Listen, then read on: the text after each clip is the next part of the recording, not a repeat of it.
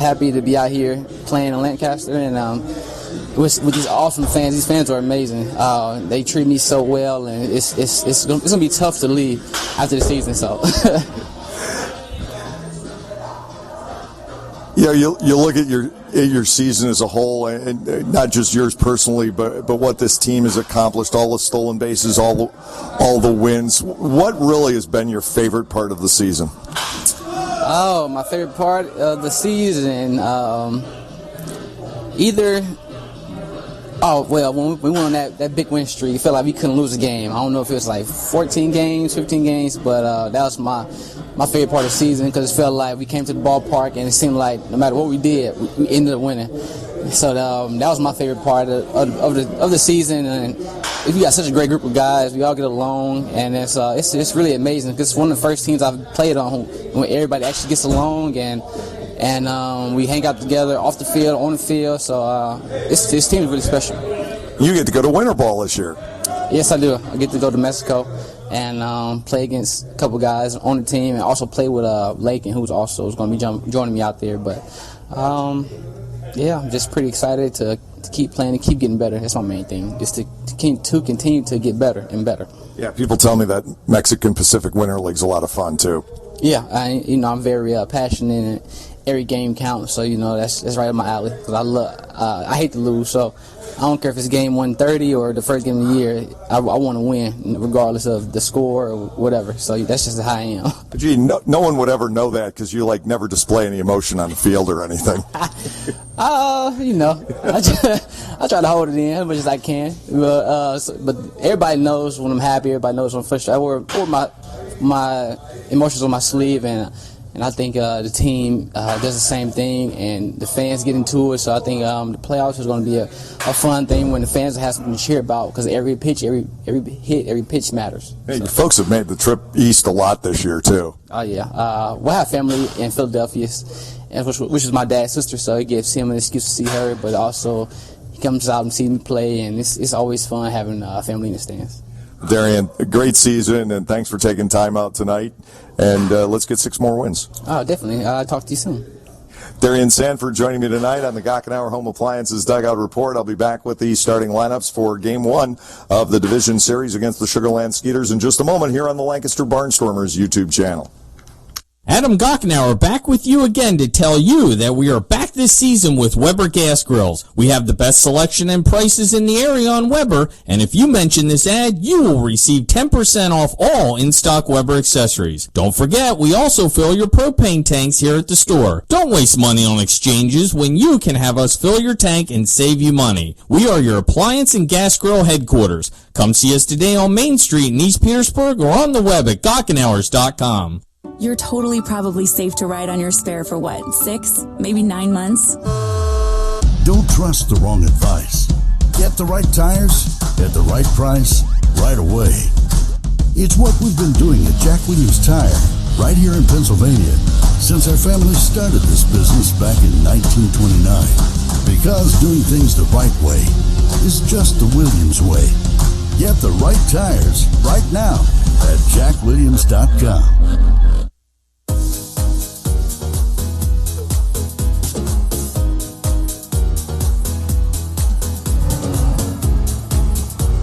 For the visiting Sugar Land Skeeters tonight, Barrett Barnes leading off in left field. Anthony Giansani will bat second and play center field. The catcher hitting third is Derek Norris. Juan Silverio is the cleanup batter and the third baseman. Matt Chavez, the designated hitter, batting fifth. Albert Cordero is batting sixth, playing first base. Tony Thomas will bat seventh and handle the chores at second. Dennis Phipps is in right field, batting eighth, and Alvaro Rondon is the shortstop in the number 9 slot. Dallas Beeler will be making the start for Sugar Land this evening. During the regular season, Beeler was 8-2 with a 2.29 earned run average. For the Barnstormers, Darian Sanford will lead off. He will be in center field. The third baseman batting second is Tyler Bortnick, who actually carried the biggest bat against the Skeeters, especially at Constellation Field. The right fielder hitting third is Blake Galen. Ryan Castile will bat cleanup. He'll do the catching. Conrad Greger is batting fifth. He'll serve as the DH. Trayvon Robinson is out in left field batting 6th. Casey Hobson at first base batting 7th. The shortstop Vladimir Frias is batting 8th, and Steven Perez will make the start at second base. He will bat 9th. Nate Reed is going to take the hill. He was 13-3 in the regular season with a 2.75 ERA, and like Beeler, he was also 2-0 in this season series. The Barnstormers made some roster changes coming into the playoffs because no longer can you rotate the starting pitchers on and off the active list. You start with 25, you got to end with those same 25 unless there is an injury, which would put somebody on the disabled list. So the Barnstormers have deactivated Josh Bell.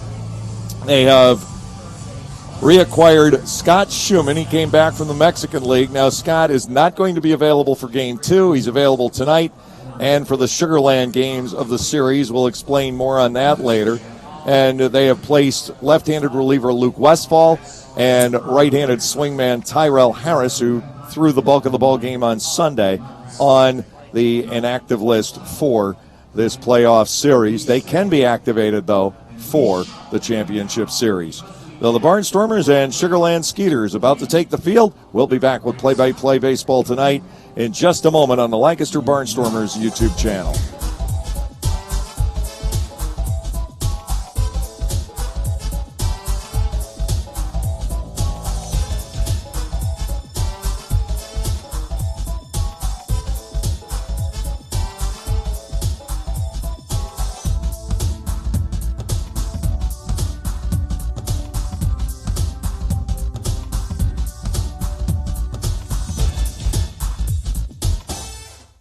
Enjoy a weeknight with the Barnstormers and leave with your wallet largely intact. Come on out on Munchie Mondays for all you can eat nachos, dogs, fries, popcorn, and soda for 2 hours. Or how about Koozie Tuesdays, where fans of legal age can enjoy $2 domestic drafts from 6:30 to 8. Bring your dog on Wiener Wednesdays and enjoy delicious dollar dogs as well. Or on Thrifty Thursday, popcorn is just $1, sodas are $2, and lawn seats are only $3. Call 717-509-HITS to order your tickets or go to LancasterBarnstormers.com. And we'll see you at the ballpark.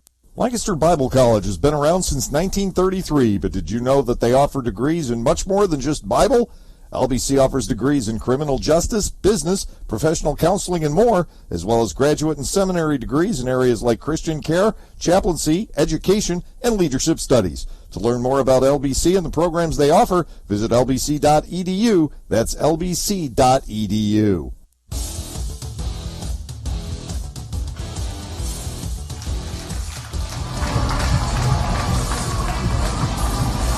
A beautiful end of summer night for baseball at Clipper Magazine Stadium. Perfectly clear skies. The remnants of Hurricane Florence have passed through the area. Unfortunately, did not leave a lot of rain behind in Lancaster County. Yep. And we've got baseball good to go. Game 1 of the best-of-5 series against the Sugar Land Skeeters.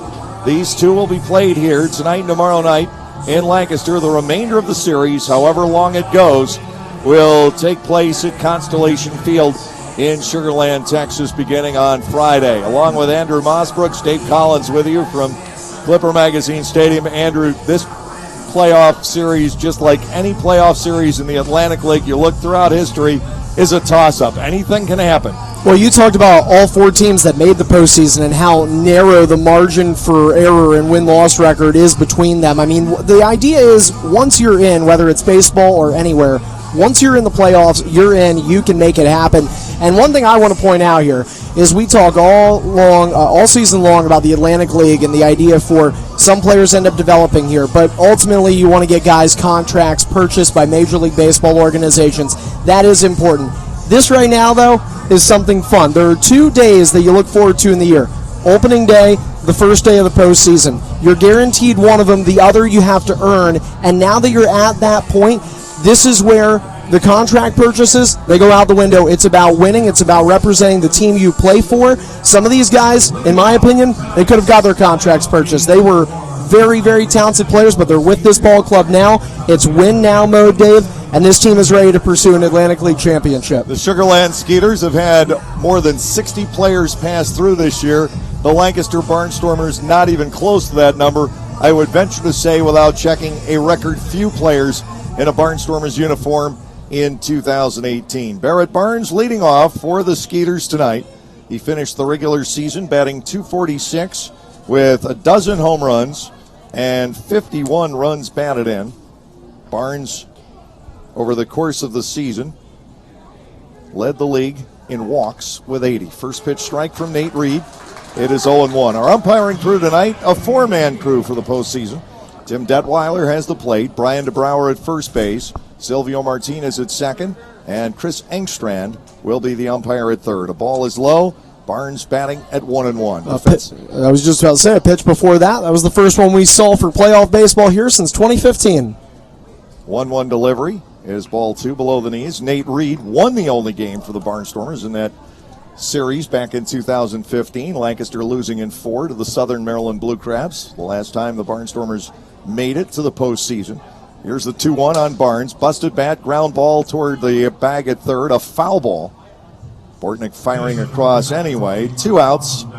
Or 2-2 rather, I should say. You asked me about, the playoff atmosphere and saying, no matter what series, this, that. But I want to know for you. I mean, you've been here since day one of this team.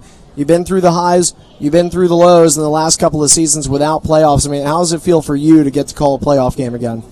It's certainly great to be back, and the Barnstormers have emerged really as one of the elite teams in the Atlantic League, except when it comes to winning halves. The Barnstormers have established themselves as this nice, consistent team that just so happens to finish second a lot. Check swing by Barnes. He went too far, says Brian DeBrouwer.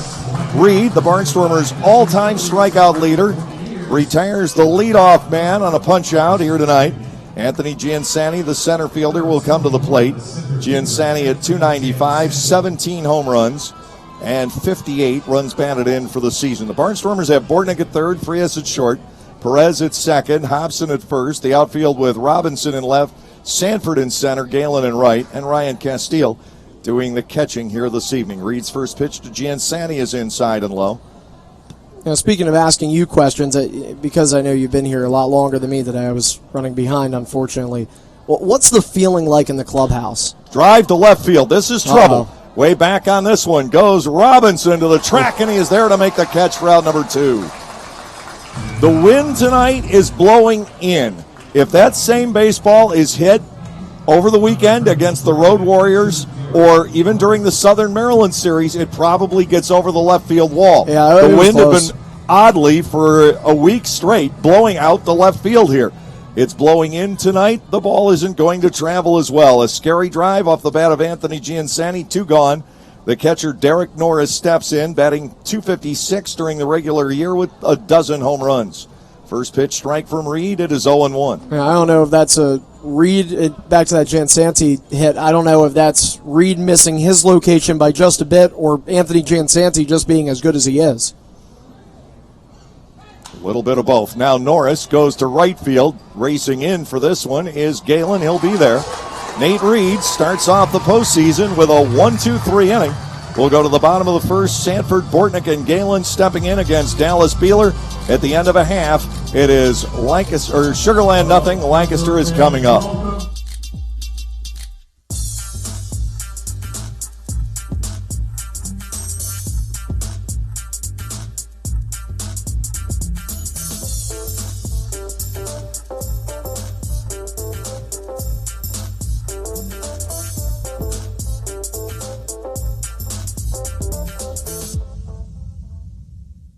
You can measure the power of the Lexus LS500's twin-turbocharged engine, the responsiveness of its adaptive variable suspension, and the clarity of its available 23-speaker audio system. But the only way to truly understand it is to experience it. Discover the feeling only a Lexus can bring at the Golden Opportunity Sales Event, with exceptional offers on our most luxurious models, now until September 4th. See Bobby Rahal Lexus in Mechanicsburg. Click the banner to discover more. So, John, what should the Eagles' focus be this season? Eagles Fast Play, for sure. As opposed to what? I'm talking Eagles Fast Play tickets from the Pennsylvania Lottery. Playing's faster than our wide receiver running a slant. Faster than our defense blitzing the QB? Oh, yeah. The game's got progressive top prizes, plus second chance drawings for Eagles game tickets, meet and greets, autographed merchandise, and more. Wow. I'm going to get mine fast.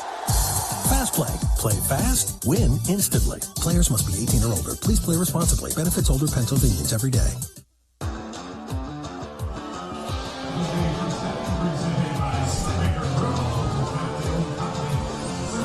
No pitcher in the Atlantic League gave the Barnstormers more fits than Dallas Beeler, but the two starts were in that 7-game homestand for the Sugarland Skeeters back at the end of June.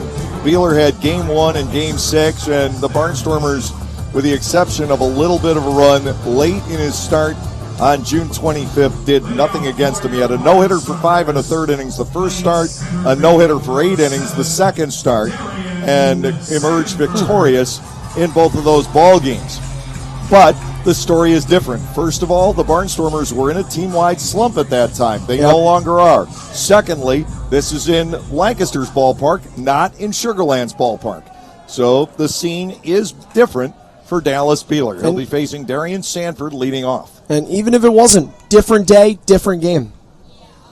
The wind and to Sanford. First pitch strike, says Tim Detweiler. It's 0-1. I want to get back to that, though. We didn't get a chance to get through this. Do you know, I mean, what's the morale in the clubhouse like? Well, they want to win. Yeah. Especially the guys who have been here the last 2 years.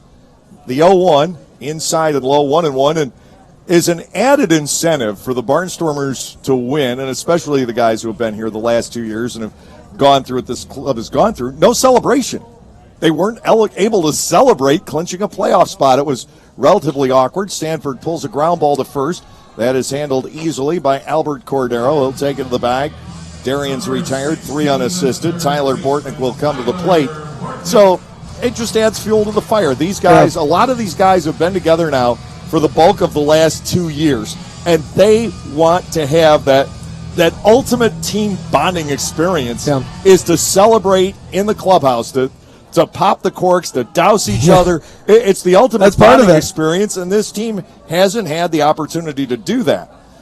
Here is Bortnick, the wind and the delivery. It's a strike to the inside corner from Beeler, 0-1. It's interesting because this almost reminds me, not entirely, but similar to hockey, Vegas Golden Knights this past year. They were called the Golden Misfits. They ended up making it all the way to the Stanley Cup final. And that one also low, 1-1. But the reason I mention that is because you look at the Barnstormers, so much great talent, but you kept wondering all season, why the contract purchases? Why aren't they there? Why aren't they there? These guys, you wonder if they maybe take that one on the chin. They put that on their shoulder, and they sit there and they say, you know what? Guys didn't want to sign us. We're going to show them why they should have. We're going to go out here. We're going to win this championship and prove we were the best team in this league all year long. Ball 2 is low on Bortnick, 2-1. Tyler Bortnick reached base 27 of his last 28 games of the regular season. He goes after the 2-1, pops it up just to the left of second base. The shortstop Rondon patrolling there. That is out number 2. And it brings on the Atlantic League homer and RBI champion, Blake Galen, who surged to both over the weekend against the Road Warriors and ended up with 28 long balls, 91 runs batted in, 99 career Atlantic League regular season home runs. Galen has been a very good postseason player for the Barnstormers, both in 2012 and 2014. Does that carry into the 2018 postseason? 2 outs, nobody on. Beeler to the plate. Galen will look at a strike. It is 0-1. So Nate Reed pitching like he threw down the stretch. Dallas Beeler pitching like he pitched against the Barnstormers all year. And we'll see who breaks first. Galen swings and drives the ball down the right field line, deep but foul. And he trails in the count. No balls and 2 strikes. Galen hooked it well wide of the pole. Beeler has him at 0-2. Dallas Beeler from Tulsa, Oklahoma, 29 years of age, 6'5", and 225 pounds. 0-2, working to Galen. Here's the windup, the pitch, sails high. It is ball 1. He's got that big frame and that unique delivery, too. When you speak about contracts purchased, Beeler's was. He went to the Kansas City Royals AA affiliate in Northwest Arkansas for 4 appearances and did not do well at all. Galen tries to hold on the swing. The pitch was in the dirt, and Chris Engstrand gives Blake the benefit of the doubt. I think he did hold, and it's 2-2 with Ryan Castile waiting on deck.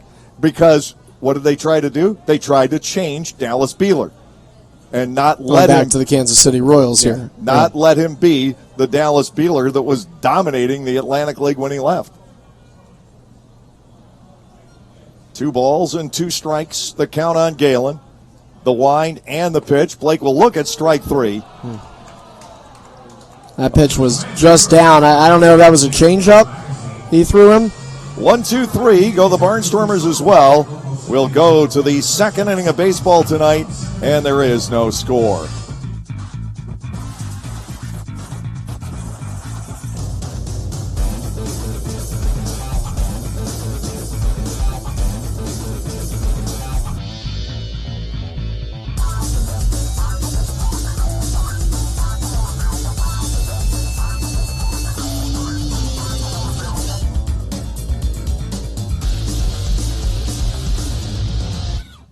Localflavor.com, local flavor, localflavor.com, local flavor.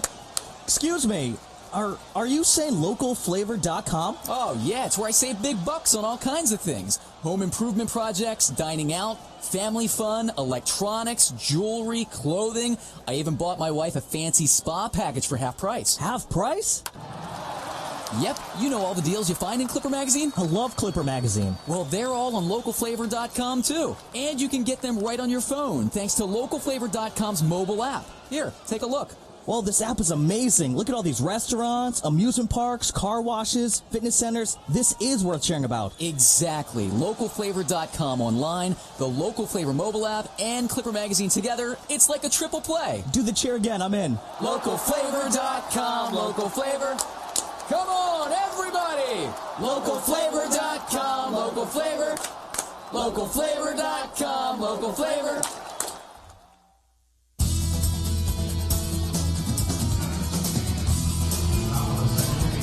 Juan Silverio, Matt Chavez, and Albert Cordero will bat against Nate Reed as we go to the top of the second inning.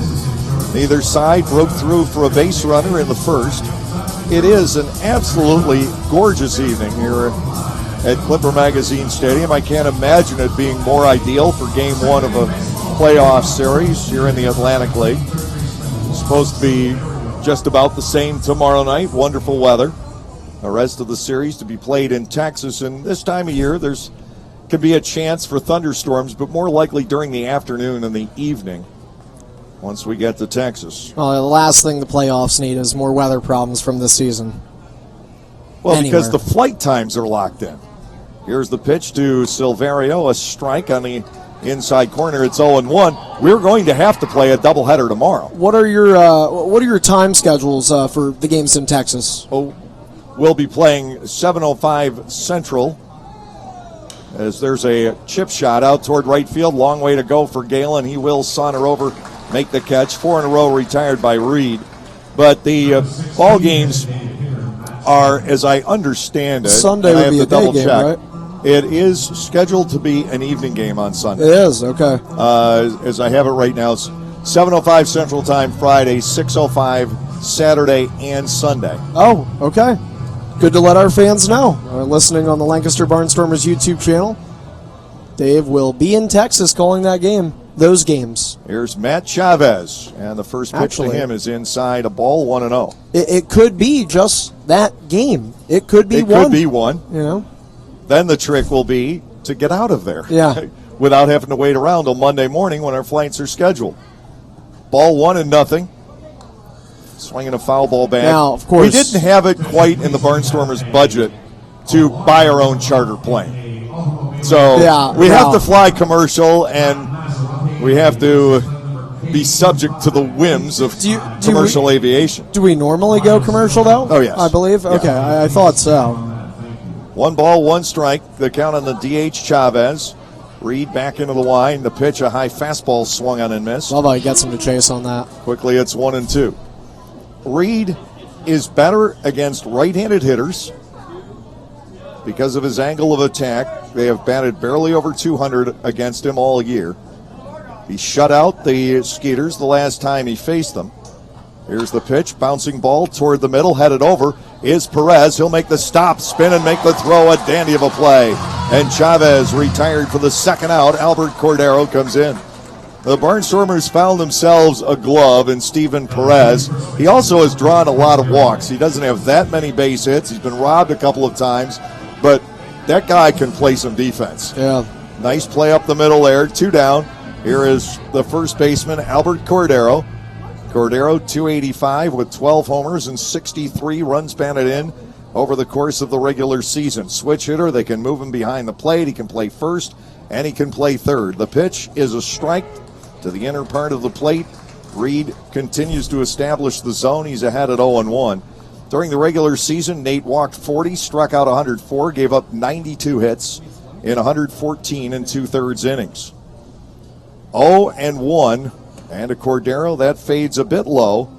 Ball 1, strike 1. Reed has retired all 5 he's faced so far, and Dallas Beeler had a 1-2-3 inning in the first as well. 1 ball, 1 strike. Reed goes to work on Albert Cordero. The motion and the pitch. Breaking ball, grounded left side. Going over for it is Bortnick. He'll fire on. Tyler Bortnick wide to his left makes the play. The Sugar Land Skeeters go down 1-2-3 for the second inning in a row. Only 18 pitches dealt by Nate Reed. Through 1.5, there is no score.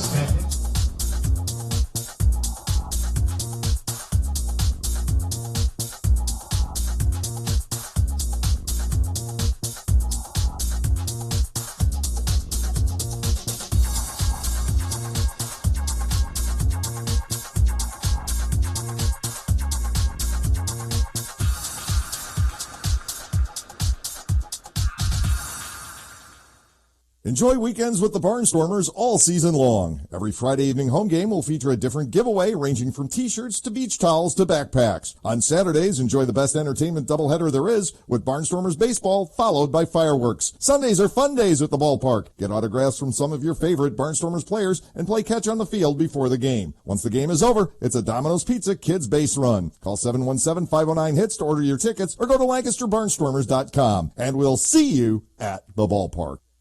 You can measure the sound of the Lexus LC500's naturally aspirated V8 engine and the quickness of its 10-speed transmission. But the only way to truly understand it is to experience it. Discover the feeling of the Lexus high-performance line at the Golden Opportunity Sales Event with exceptional offers on our most exhilarating models, now until September 4th. See Bobby Rahal Lexus in Mechanicsburg. Click the banner to discover more.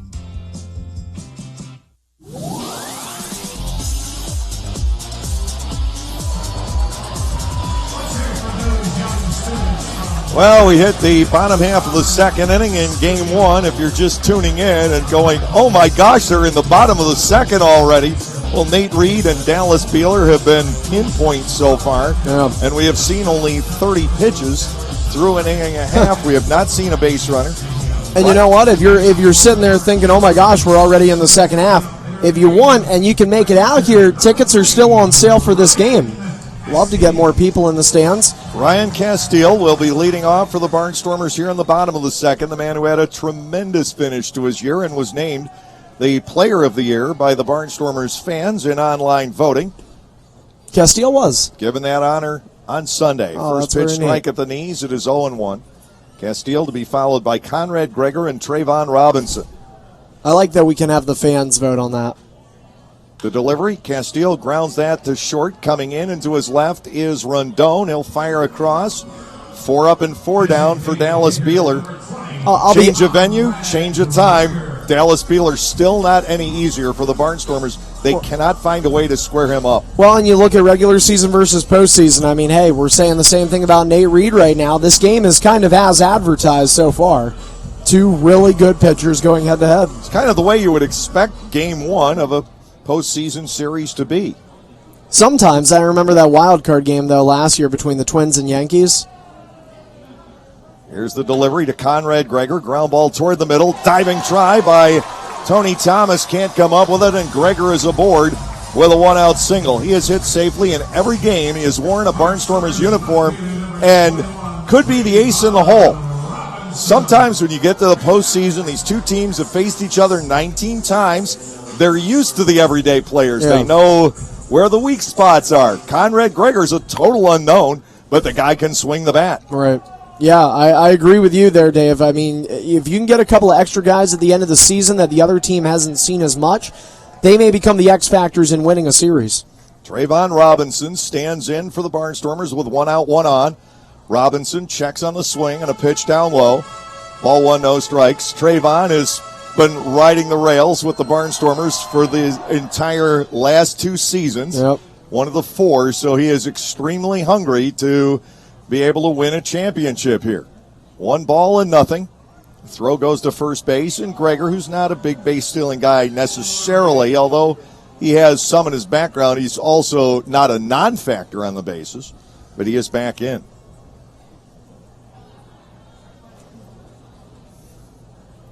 One ball, no strikes. The count to Robinson. Gregor with the lead off first. Beeler comes to the set. And the 1-0. Trayvon holds on the swing, and ball 2 is wide. 2-0. Yep. Casey Hobson, who finished the year awfully strong, waits on deck. Barnstormers trying to jump out ahead against the Skeeters. Here in the bottom of the second inning, they have the game's first base runner. Don't you think that's important, too, to establish an early lead? In any baseball game. In any game, sure. 2 balls, no strikes to Robinson.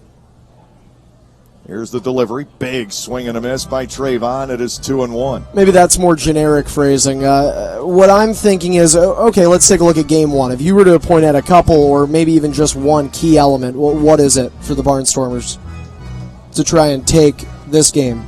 I think Nate Reed has to be as good as he's been the last 4 starts. Do you think he needs to have his best start of the year? Not necessarily, because he's thrown shutout baseball a lot. Right. But he can't be far off of that pace. Ball 3 is inside, 3-1. Sugarland has Beeler tonight, James Russell tomorrow. Now, Russell was the ERA champion in the league because Beeler didn't have enough innings. The Barnstormers did get to Russell the last time they faced him. And then they got Connor Wade, who's also been very strong for them. The Barnstormers with Jonathan Albaladejo tomorrow night, and then Brooks Hall. Runner takes off, the pitch is low, the throw bounces in from Norris, and Gregor has the stolen base. Was that an uncharacteristic throw by Norris? Did he slip or something? That one looked really low and slow. Yeah, he didn't feel that he could get up the throw. So now to Robinson. He's got 2 strikes in the count, trying to pick up the ball game's first run. Gregor did not steal a base in his 5 regular season games with the Barnstormers, so he decides to grab one here in the postseason. Yeah, maybe this comes down to, you talk about Reed, which pitcher will break first. Here's the delivery, and Robinson slices a foul out to the hillside and left. We'll keep it going at 3-2. Yeah, you got 2 aces on the mound here. Both teams putting their best pitcher on the hill, which makes sense for game 1. But like I said, maybe it does come down to if one of these guys breaks down, they have a 3-run inning against them, that could be the game. 3-2 again to Robinson with Hobson to follow. A couple of chances to get a run home. Beeler comes set. And to Trayvon, a ball belted to dead center field. Giansani going back. Giansani can't reel that one in. It's over his head. Here comes Conrad Gregor to score. Robinson at second with an RBI double. And the Barnstormers have a 1-0 lead. Hey, I'll tell you what, the crowd that's here, we got some excited folks. That's the energy you want. That is playoff atmosphere, and the Barnstormers take that early lead. Well, the people that are here are the loyal Barnstormers fans. There wasn't enough time with clinching last Wednesday night late to rally the troops as far as the overall community is concerned that easily. You couldn't sell picnics or groups or skyboxes. You just had to go out and just tickets. Let people know that the Barnstormers were in the playoffs, and they responded. Right. And we've got, for a Tuesday night, on short notice, a pretty good turnout. I was going to say that, yeah. Casey Hobson stands in. 244 his final average. 10 homers, 46 batted in, and he'll get a pitch up high from Beeler. Ball 1 and no strikes. He talked about how well the Barnstormers were swinging the bats toward the end of the season. This is the first time they've really gotten to Beeler at all. It's just a run, but it's a start. It is a start, and to get it in the second inning is even better. 1-0, and a Hobson, a strike just reaching the outside corner. It levels at 1-1. Vladimir Frias is back. He is in the on-deck circle. Vladimir, in his one start, since a couple of weeks of inaction, went 3 for 5 with 3 runs batted in. Here comes the 1-1 to Hobson, fouled away. The count runs to 1 ball and 2 strikes. KC finished the season, as I mentioned, very, very hot. Yeah. So, yeah, he started looking like the Casey Hobson from a year ago once the season got towards its end. 1 ball, 2 strikes to him. Hit .369 over his last 26 games, did Hobson. Fouled away again. He sticks in at 1 ball and 2 strikes and that's against Beeler. That's what's really nice, too, with this team is, you're going into the playoffs. Yeah, anything that's enough right there to be excited, but you're going in hot. Everybody's feeling good. Robinson was hot at the end. Castile had a great second half. Just talked about Hobson. Swinging the bat. Bortnick getting on base a ton. Hey, Reed's had last few starts have been great. Hobson swings and misses. The ball pops free from Derek Norris. He'll fire down to first, keeping an eye on Robinson the whole way. Trayvon stays put at second. 2 outs. Vladimir Frias will step in. Frias, the shortstop, .282 is regular season average with 6 home runs and 39 runs batted in. But what could those numbers have been had it not been for the bad foot? Yep. It seemed to affect him at the plate more than it affected him in the field. He made, of course, the play of the year for the Barnstormers, without which we might not be sitting here. They might be having a game over in York, but it was a 2-game swing and gave the Barnstormers the tiebreaker when Frias made that diving stop up the middle in the 9th inning against Telvin Nash. Here's the pitch to Vladimir. Ground ball, weakly hit right at the first baseman Cordero, and an easy out to end the inning. Trayvon Robinson puts the Barnstormers ahead with a run on 2 hits, his double driving it home. No errors, 1 man left. At the end of 2, the Barnstormers own a 1-0 lead.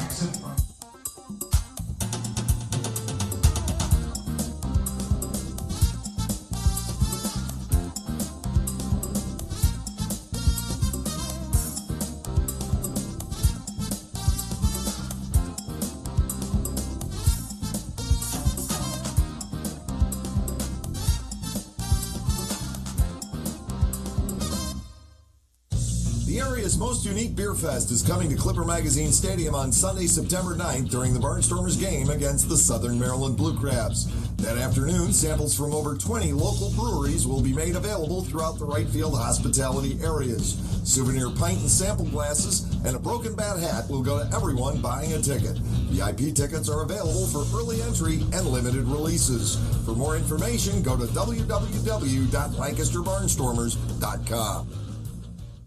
So, John, what should the Steelers' focus be this season? Steelers fast play for sure. As opposed to what? I'm talking Steelers fast play tickets from the Pennsylvania Lottery. Playing's faster than our wide receiver running a slant. Faster than our defense blitzing the QB? Oh, yeah. The game's got progressive top prizes, plus second chance drawings for Steelers game tickets, meet and greets, autographed merchandise, and more. Wow. I'm going to get mine fast.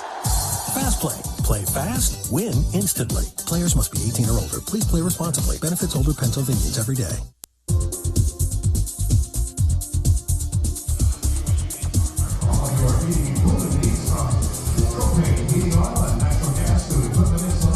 Welcome back from Clipper Magazine Stadium. Nate Reed has a narrow 1-0 lead as we go into the top of the third, and Tony Thomas, the second baseman, leading off. Thomas was a late import to the Sugar Land Skeeters. He was 4 out of 22 down the stretch with 1 home run and 3 runs batted in. He'll step in from the right side of the plate against Reed. Thomas is a right-handed batter exclusively.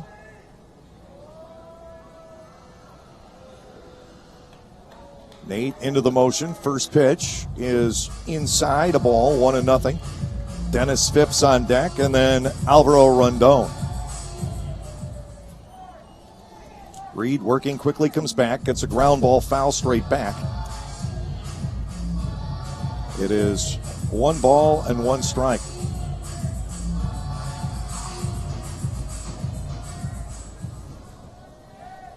Thomas has been around since 2007.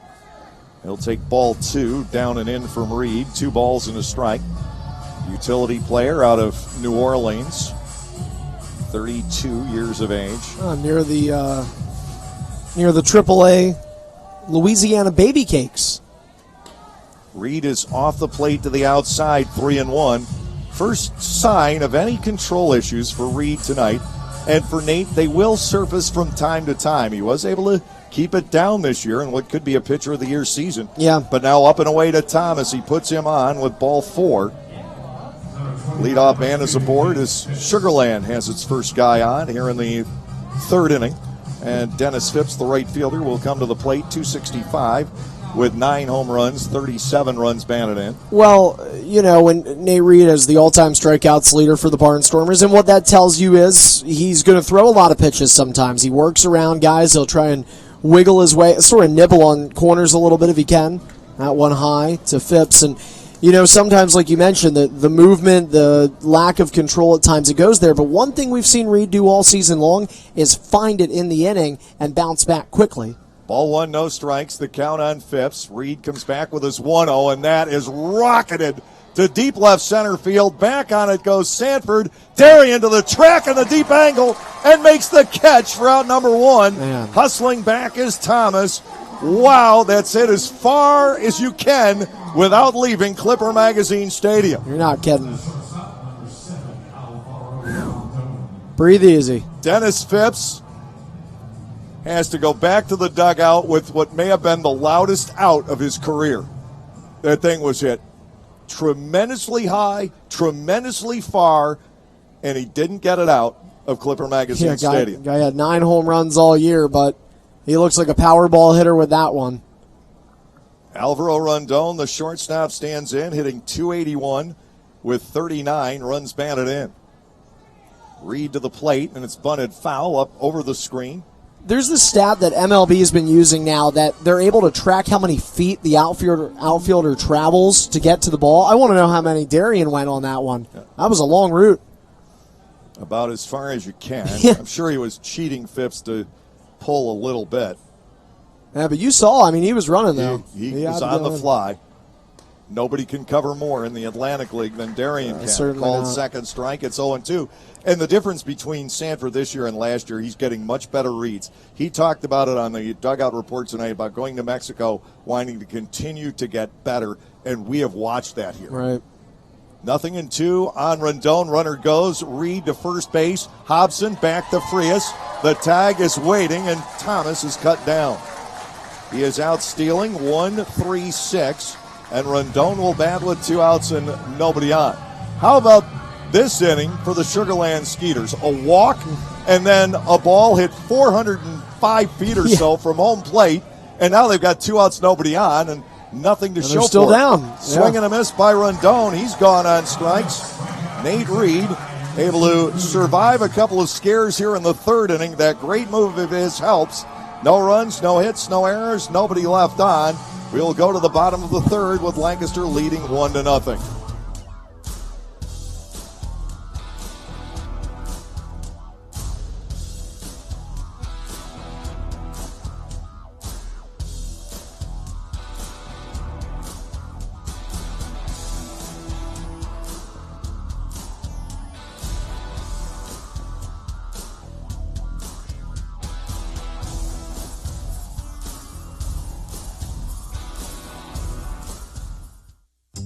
You can measure the exceptional torque of the Lexus LX and the capability of its full-time four-wheel drive.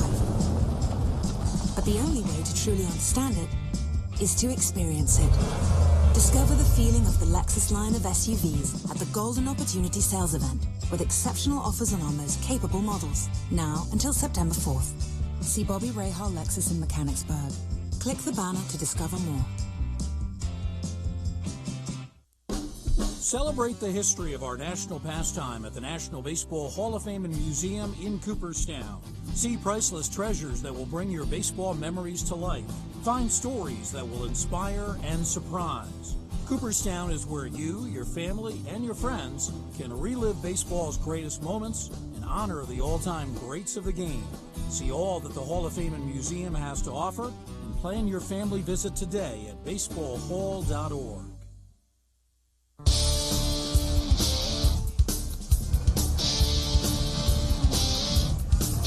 Latter half of the third inning, it will be Steven Perez, Darian Sanford, and Tyler Bortnick for the Barnstormers against Dallas Beeler.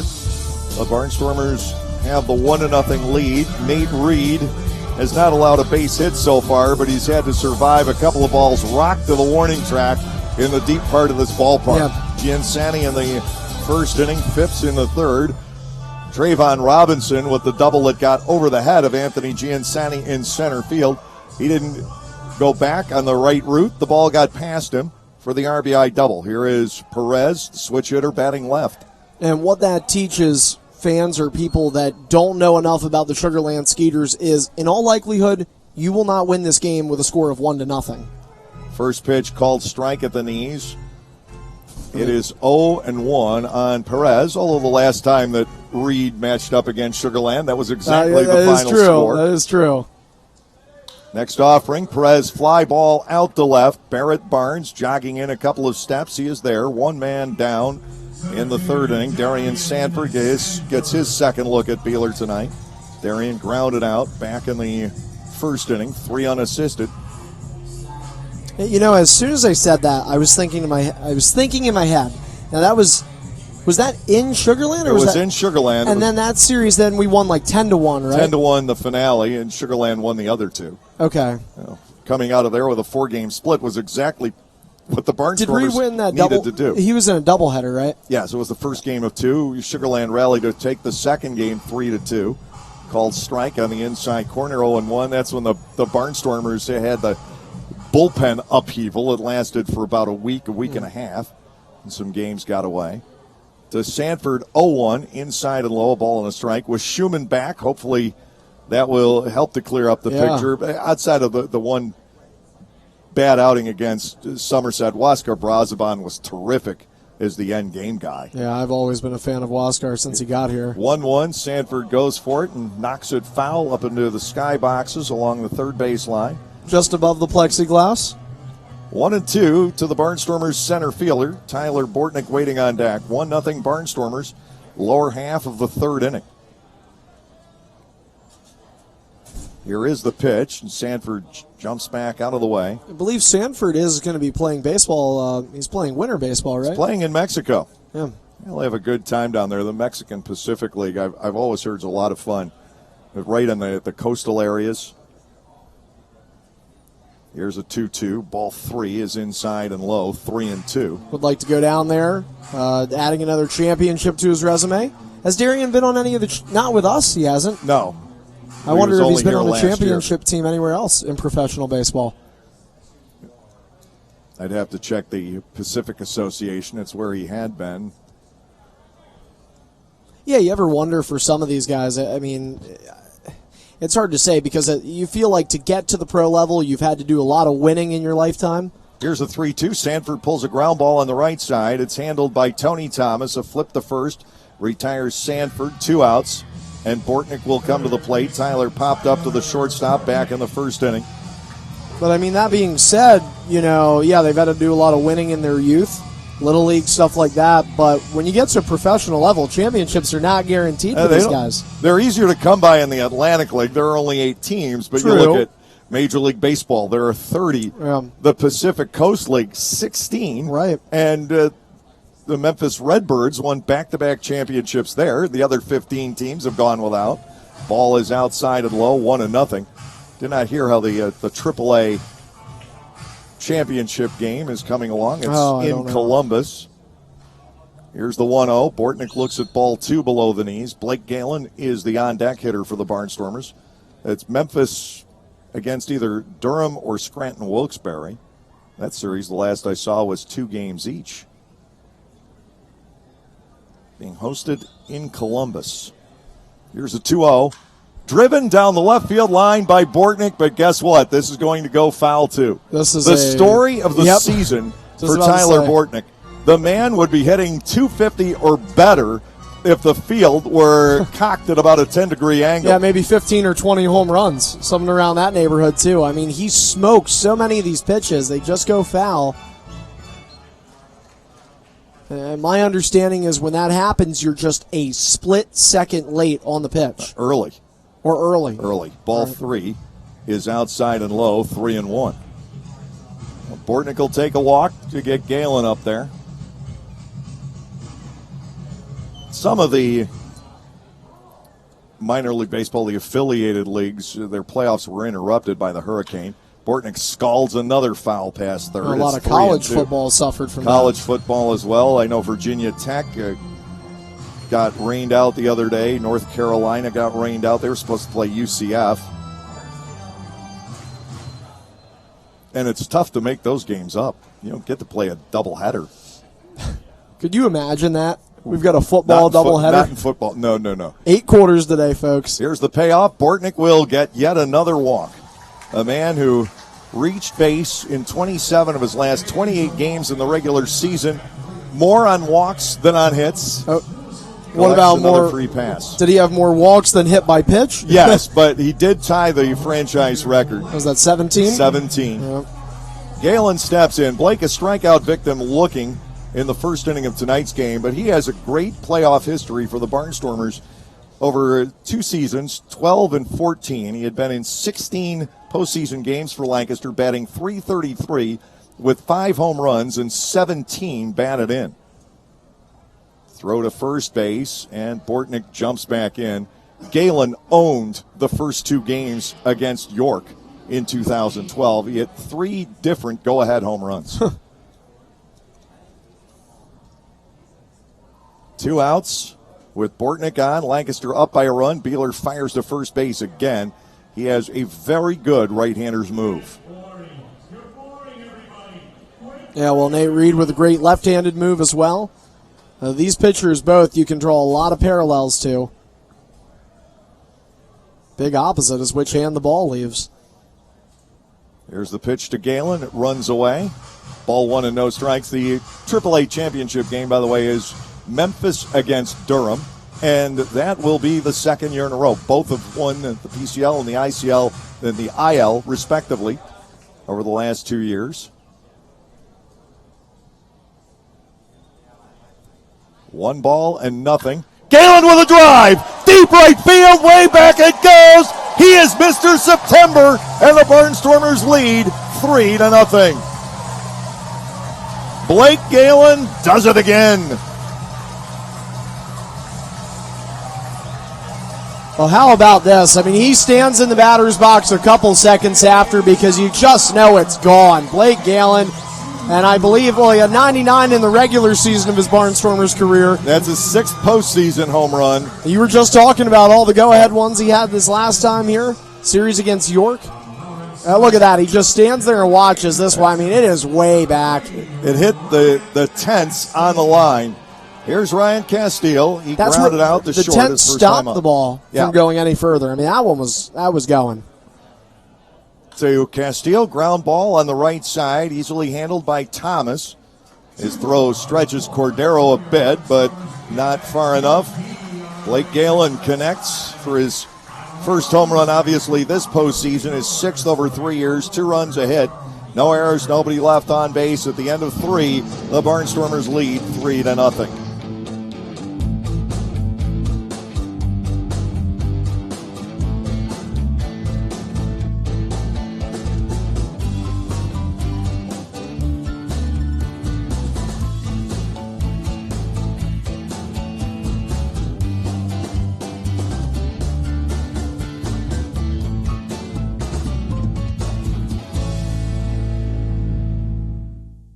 Like craft beers, local wines? Well, the best place to be in Lancaster then is Clipper Magazine Stadium. That's right, all new for 2018 is the Broken Bat deck down the right field line. The Broken Bat will feature more than 20 local craft breweries and product from 2 local wineries. If something with a little more kick is your adult beverage of choice, a local distillery is part of the Broken Bat as well. Food will be sold off a pub-style menu, so get together, hang out with your friends, make some new ones, and enjoy a night of craft beer sampling along with a Barnstormers game.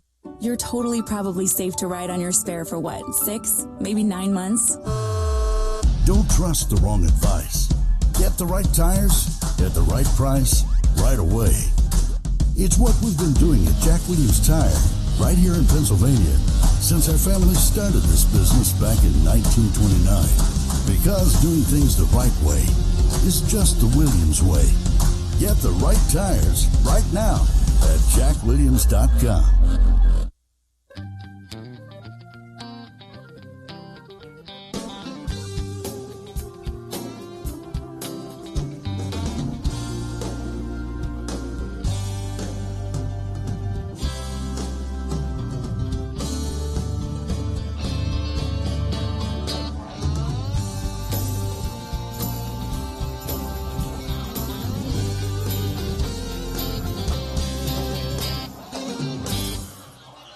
Three runs on 3 hits, no errors, and 1 left for the Barnstormers. No runs, no hits, no errors, nobody left on for the Sugar Land Skeeters. Barrett Barnes will get his second look at Nate Reed. The Barnstormers lefty has walked 1, struck out 2 so far in the ball game. He's pitched well, but he's also had a little bit of luck going his way. Barnes leading off. He struck out swinging back in the first inning, tried to hold, couldn't. Reed is inside with his first pitch here in the fourth. The ball, it is 1-0. Yeah, but what's great now is the offense has helped Reed have a little bit of a cushion to pad here, up by 3 runs now entering the fourth. Outside, and a 2-ball and no strike count to Barnes. Reed just has to continue to pitch as he has been. Yeah. He ended the regular season on a personal 7-game winning streak over 9 starts. Upstairs with the next delivery, and he's having an issue that has plagued Barnstormers pitchers throughout this season, and that is coming back from a run-scoring inning and falling behind the leadoff batter in the next frame. I have to think that's all mental. 3-0 on Barnes, who did lead the league in drawing walks. He'll look at a strike Not here. just yet. Not just yet. He was a step in the direction of first base. 3 balls and a strike, the count on Barnes. With Has to Anthony help. Giansani looming on deck. Has to help having the series against Sugar Land without Courtney Hawkins, I think. Here's a 3-1. Pulled foul on the ground. Well, when it comes to contracts being purchased, Sugar Land came close to the league record set by Somerset last year. Yeah. What was the final number? I think they had 16 is what I've heard. I think Somerset had 17 last year. I mean, that's, yeah. 3 balls and 2 strikes on Barnes. Reed ready to go. Here's the payoff pitch. That is knocked out toward right center field. Over goes Galen. Blake is there. Reed comes back from the 3-0 count, and he has 1 away here in the top of the 4th inning. Anthony Giansani, the center fielder, coming in. He took Trayvon Robinson to the warning track in left field back in the first inning, and then an inning later, Robinson returned the favor. The difference, Trayvon caught the one hit his way. Giansani had the ball carry over his head for an RBI double. Nate Reed will go to work on Giansani. The motion and the pitch popped up foul out of play to the right. It is 0-1.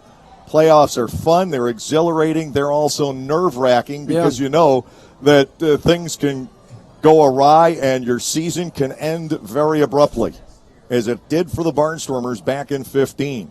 0-1. And a Giansani grounded foul. Reed is ahead. No balls and 2 strikes. Yeah, you know what I was wondering, too, is you look at the Barnstormers, they're a unique team in the Atlantic League, at least, because it's pretty much all the guys from opening night that are still here for playoffs. Do you remember any teams like that? Not typically, in this no. league? York was fairly close last year, but not like this. Okay. 0-2. Reed is just off the outside corner for a ball. It is now 1-2. Yeah, there have been some guys brought in, and Ross had to let a few people go along the way. Matt Reynolds decided to retire. Yep. Here's the 1-2 on Giansani. Swung on and missed. Nate Reed getting another right-handed batter to chase a pitch down and away. It's his bread and butter. That is Nate's 3rd strikeout. Derek Norris will come to the plate. Norris fly to right field back in the first inning. 3-0 Barnstormers here in the 4th.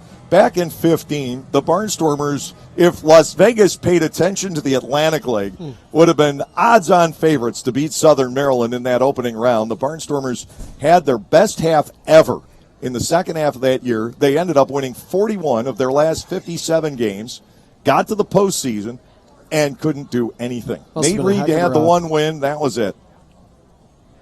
1 ball and no strikes. The count to Norris with 2 outs and the bases empty.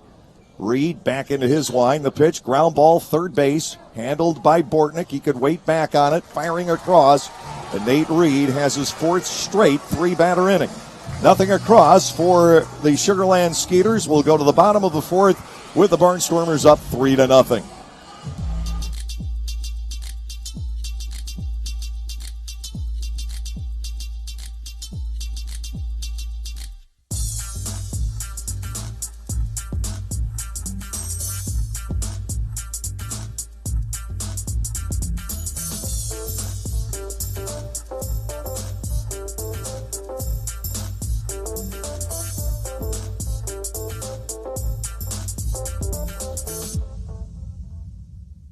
You can measure the power of the Lexus LS500's twin-turbocharged engine, the responsiveness of its adaptive variable suspension, and the clarity of its available 23-speaker audio system.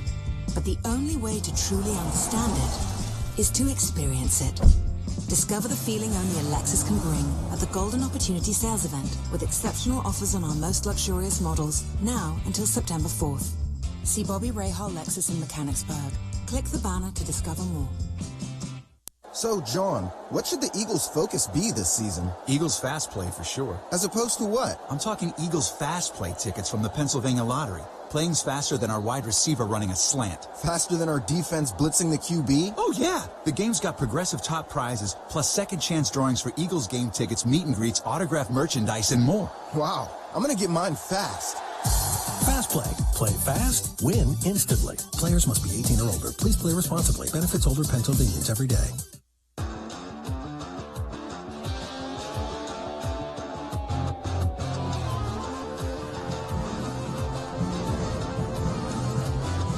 We go to the bottom of the fourth inning. Conrad Greger, Trayvon Robinson, and Casey Hobson, the scheduled hitters for the Barnstormers. They will all step in from the left side of the plate against Dallas Beeler.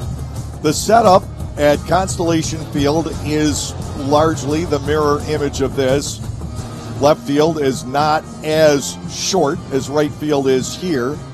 Right field is very deep, and the wind tends to blow in from right field, making it play even longer, though we have seen a few games where the wind is blown in from left. As a matter of fact, that was a factor the last time the Barnstormers were there. The wind, a couple of those games, blew in from left instead of the gale from right field that we're used to seeing. But now that we're going to be down there in the autumn as opposed to the summer, the weather patterns could change. It'll still be warm and humid, though. Here is the delivery to Conrad Greger. First pitch breaks to the inside corner for a strike. It is 0-1. Well, I mean, here's the thing. You control your own destiny. At the end of the day, if you do it right, you only need to win one game down there. 0-1 to Conrad. The pitch bends inside and low. Ball one, strike one.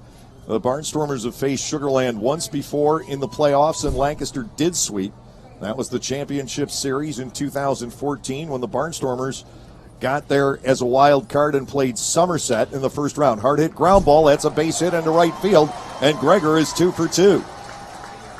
That man can swing the bat.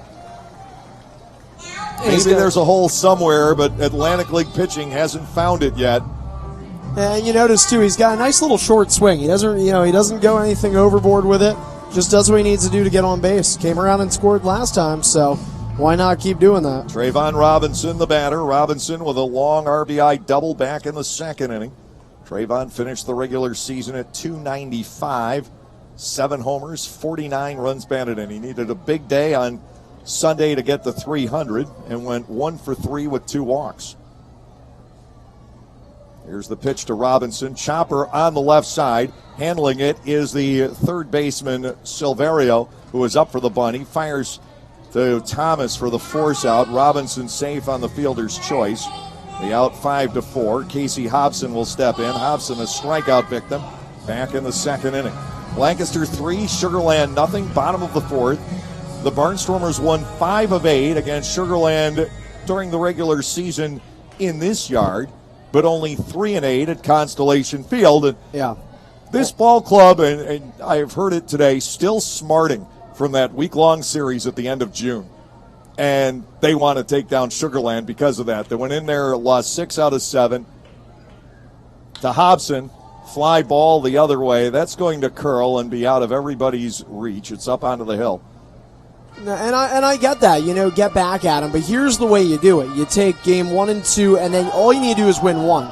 You don't want to go back there 0-2. You don't want to have your season on the line and have to sweep out Sugar Land. I know the last road trip to Texas wasn't that bad, but you've said it before. You start out, even if you're up 2-0, right? You start out, you lose game 3 there, it can snowball on you. No balls, 1 strike to Hobson. Vladimir Frias waits on deck. Throw to first. Sends Robinson scrambling for cover. So, in your eyes, aside from Clipper Magazine Stadium, obviously, being your home team, is there no other place that has true home field advantage like Sugar Land does in this league? York and Southern Maryland do, too. You can build teams for those ballparks. 0-1. Robinson takes off a little bit early. Ball slapped back to the mound. The throw will go to second, and that is not in time. Throw back to first, though, is. Beeler still tried to get the double play done. Well, and you notice Hobson is going to stay at first, and we may have catcher's interference on the play there. It's the only thing I can fathom. Right, because Hobson didn't hustle up Yeah, the Hobson bag. wasn't busting it down the line, so they must have sent him there. He knew, we did not, so it's E2 on Derek Norris. Robinson ahead to second, Hobson at first. What happens there for a catcher is you're trying to reach out and get that ball just a hair earlier so you can make the throw to second. Barnstormers have 2 on for Vladimir Frias. Vlad grounded out back in the second inning. How nice would this be? Make it your 3rd inning in a row of at least getting a run on the board? Here's the set. Frias shortens the bunt and takes a strike on the inside corner. It is 0-1. I think if I had to guess, I'm going to say Vlad might try and swing here. Do you like him bunting in this situation? No. You got a runner in scoring position. I think that was just to gauge Beeler. Okay. Frias, I think, needs to swing the bat here. The 0-1 pitch is outside. It is ball 1, strike 1. Steven Perez, the number 9 batter, waiting on deck. The Barnstormers are up by a 3-0 margin, bottom of the 4th inning. Dallas Beeler, to this point, has thrown 52 pitches, only 40 for Nate Reed. Playoff baseball. Yeah. 1-1 to Frias. The next offering, sliced, base hit left field, just past the diving shortstop Rondon. Here comes Trayvon. The throw will be cut off. It's 4-0. Frias with an RBI single to left. Rondon sprawled for it and came up just short. Robinson is home. Steven Perez, the second baseman, will come to the plate. Corey Dummel will pay a visit to Beeler on the hill. How do you think Sugar Land's feeling about this? This is their guy. Dallas Beeler is their ace, and he's already given up 4 runs in as many innings. Well, they don't have to rely on just the one guy. It's not essential for them that the lead guy in the rotation wins, just like it isn't for the Barnstormers. You've got to think Jonathan Albaladejo, the veteran, going tomorrow night is probably a big game guy. So Brooks Hall starting game 1 at Sugar Land? Brooks Hall starts the 3rd game of the series down in Texas. Here is Steven Perez. He flied to left field back in the 3rd inning. He's got Hobson at second and Frias at first. 1 out in the inning. Now, you said that Reed would go again in game 5. So in this 4-man rotation, who is game 4? Joe Gardner. Joe Gardner. Joey G. California kid. Perez, slow ground ball foul up the first base side. It is 0-1 to Steven. Ross Peoples coaching 3rd. Josh Bell at first base. They've had some traffic. Barnstormers did deactivate Bell for this playoff series. You can change rosters between series. Okay, that was going to be my next question. Unless there is a verifiable injury, you can't make a change during this series. 0-1, the count to Perez. The next offering, ground ball toward the middle. Rondon has it trickle off his glove and roll away into center. A chance to throw behind Hobson at 3rd, but he's able to scramble and get back. Rondon wanted to go for 2, and he got none. I think you have to give him an error on that. I believe so, and we'll wait and see. But the bases are loaded for Sanford. Darian 0 for 2. He has grounded out both times. 4-0 Lancaster, and the Sugar Land Skeeters guilty of, even though it hasn't been posted yet. I think they gave him a hit. See. No, they haven't posted it either way. Okay.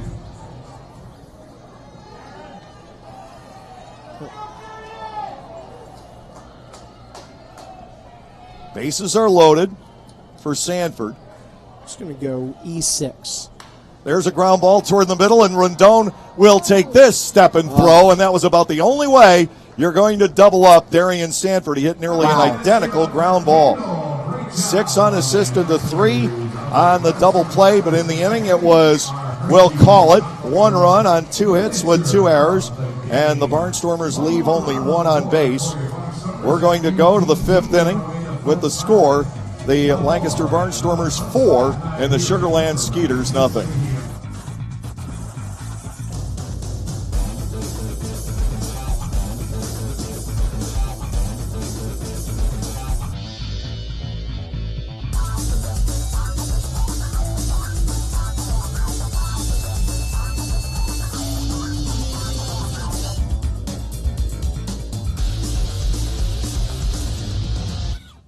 Localflavor.com, local flavor. Localflavor.com, local flavor. Excuse me, are you saying localflavor.com? Oh, yeah, it's where I save big bucks on all kinds of things. Home improvement projects, dining out, family fun, electronics, jewelry, clothing. I even bought my wife a fancy spa package for half price. Half price? Yep, you know all the deals you find in Clipper Magazine. I love Clipper Magazine. Well, they're all on localflavor.com too. And you can get them right on your phone thanks to localflavor.com's mobile app. Here, take a look. Well, this app is amazing. Look at all these restaurants, amusement parks, car washes, fitness centers. This is worth sharing about. Exactly. Localflavor.com online, the Local Flavor mobile app, and Clipper Magazine together. It's like a triple play. Do the cheer again. I'm in. Localflavor.com, local flavor. Come on, everybody! Localflavor.com, local flavor. Localflavor.com, local flavor.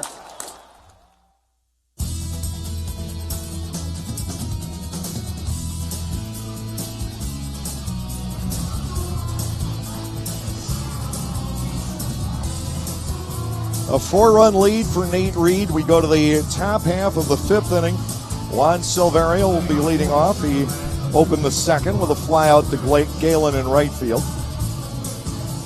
Haven't posted the 2nd error on the outfield board, but it is there.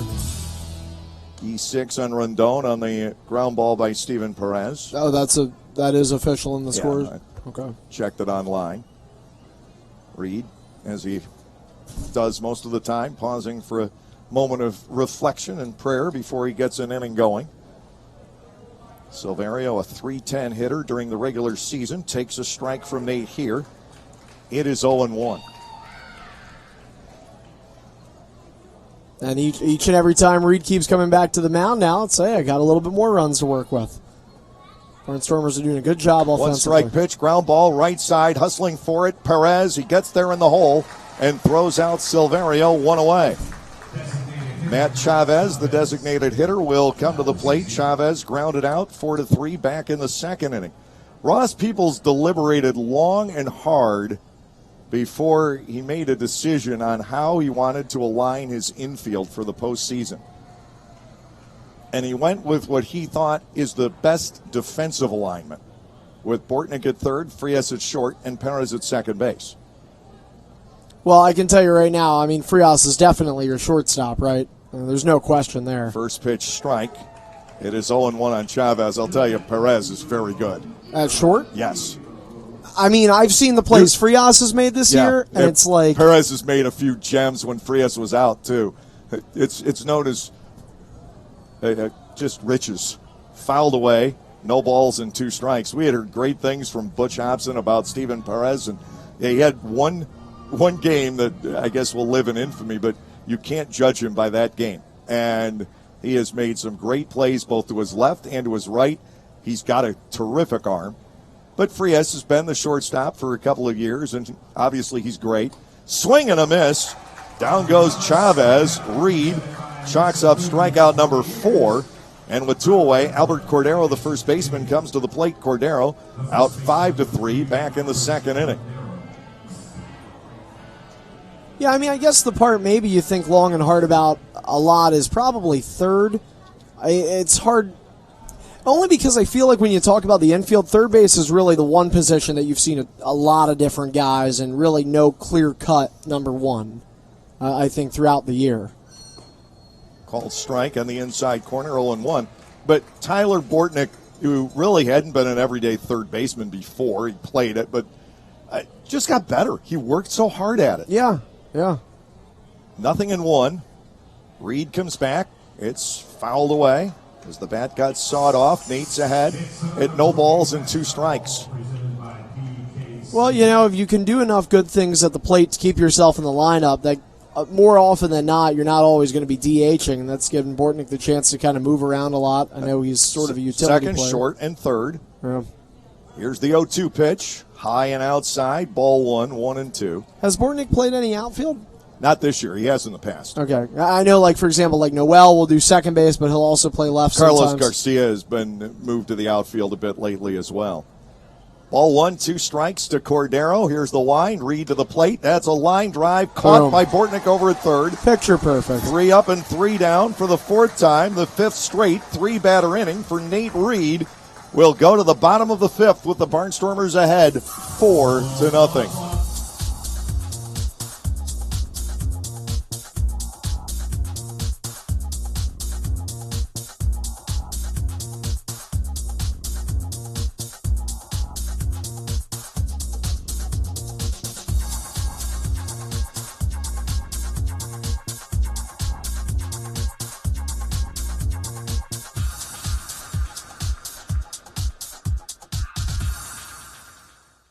Enjoy weekends with the Barnstormers all season long. Every Friday evening home game will feature a different giveaway ranging from t-shirts to beach towels to backpacks. On Saturdays, enjoy the best entertainment doubleheader there is with Barnstormers baseball followed by fireworks. Sundays are fun days at the ballpark. Get autographs from some of your favorite Barnstormers players and play catch on the field before the game. Once the game is over, it's a Domino's Pizza Kids Base Run. Call 717-509-HITS to order your tickets or go to LancasterBarnstormers.com. And we'll see you at the ballpark.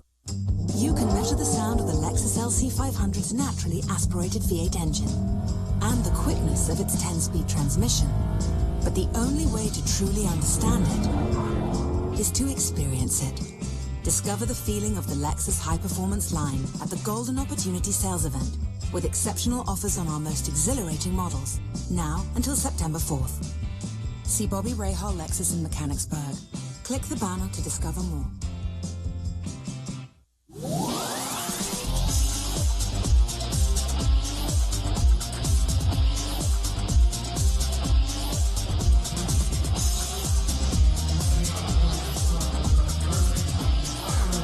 Tyler Bortnick, Blake Galen, and Ryan Castile stepping in against Dallas Beeler as we advance to the bottom of the 5th inning.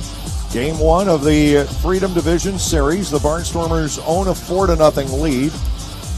They have decided to hold back the Liberty Division Series, from what I can tell, until tomorrow night. I was of the understanding that both series would be going tonight, but nothing posted on the other game, including the fact that the game even exists for tonight.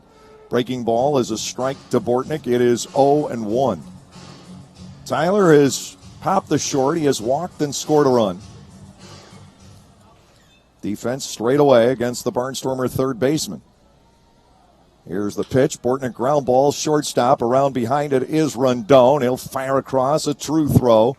Bortnick is out, 6-3, 1 away. Galen stepping in. Blake is struck out looking, and he has slammed a 2-run home run.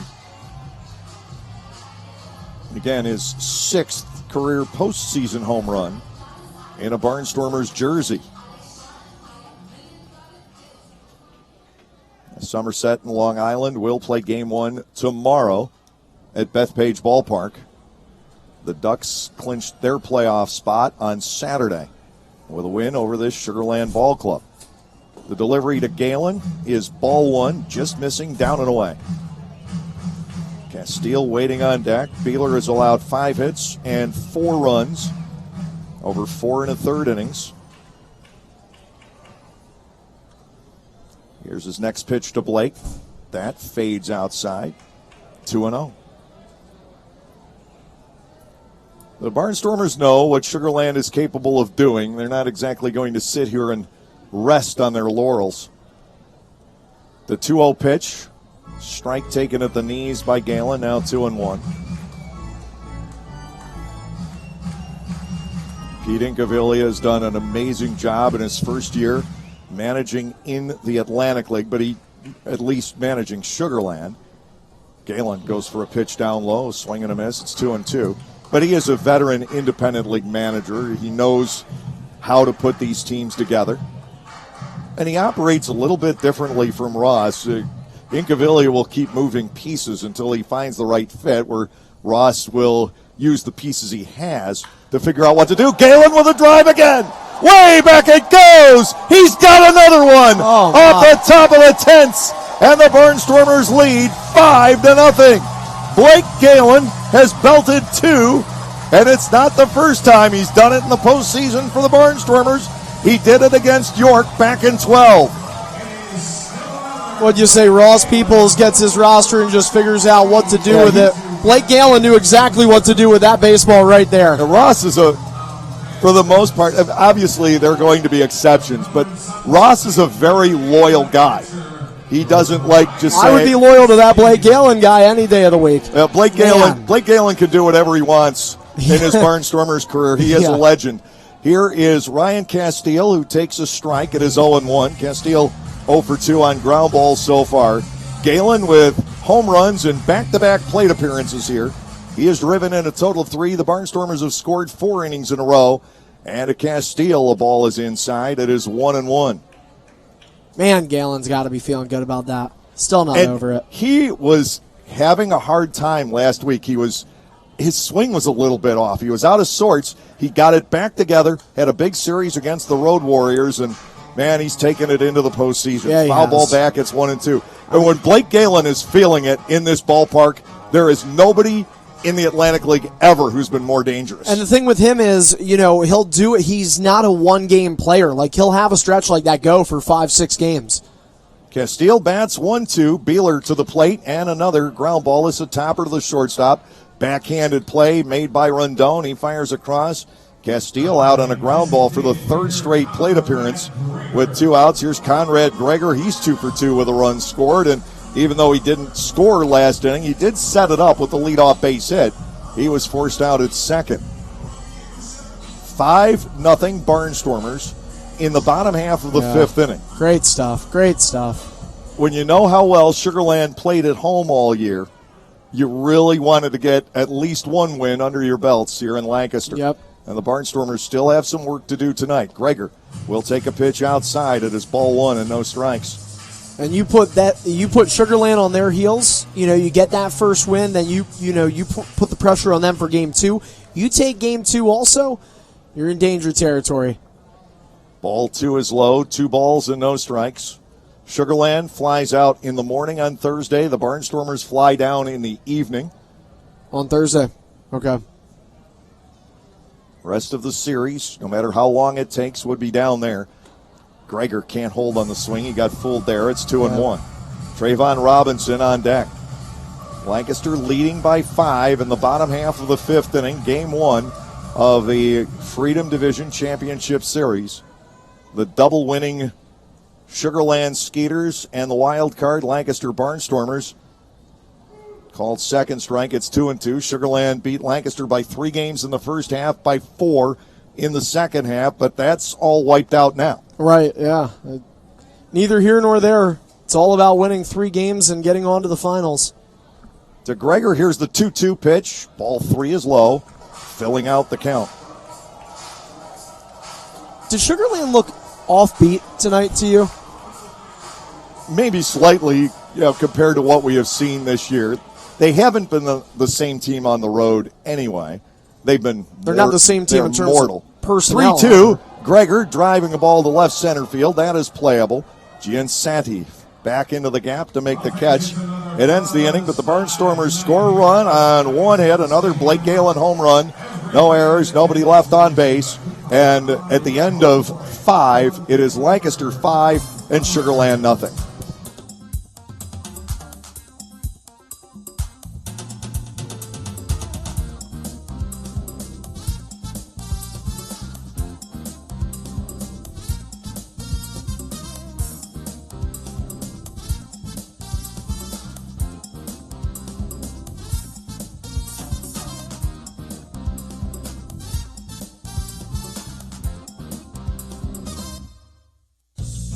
Area most unique beer fest is coming to Clipper Magazine Stadium on Sunday, September 9th during the Barnstormers game against the Southern Maryland Blue Crabs. That afternoon, samples from over 20 local breweries will be made available throughout the right field hospitality areas. Souvenir pint and sample glasses and a broken bat hat will go to everyone buying a ticket.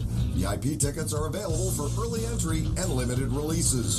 For more information, go to www.lancasterbarnstormers.com. So, John, what should the Steelers' focus be this season? Steelers fast play for sure. As opposed to what? I'm talking Steelers fast play tickets from the Pennsylvania Lottery. Playing's faster than our wide receiver running a slant. Faster than our defense blitzing the QB? Oh, yeah. The game's got progressive top prizes, plus second chance drawings for Steelers game tickets, meet and greets, autographed merchandise, and more. Wow. I'm going to get mine fast. Fast Play. Play fast, win instantly. Players must be 18 or older. Please play responsibly. Benefits older Pennsylvanians every day.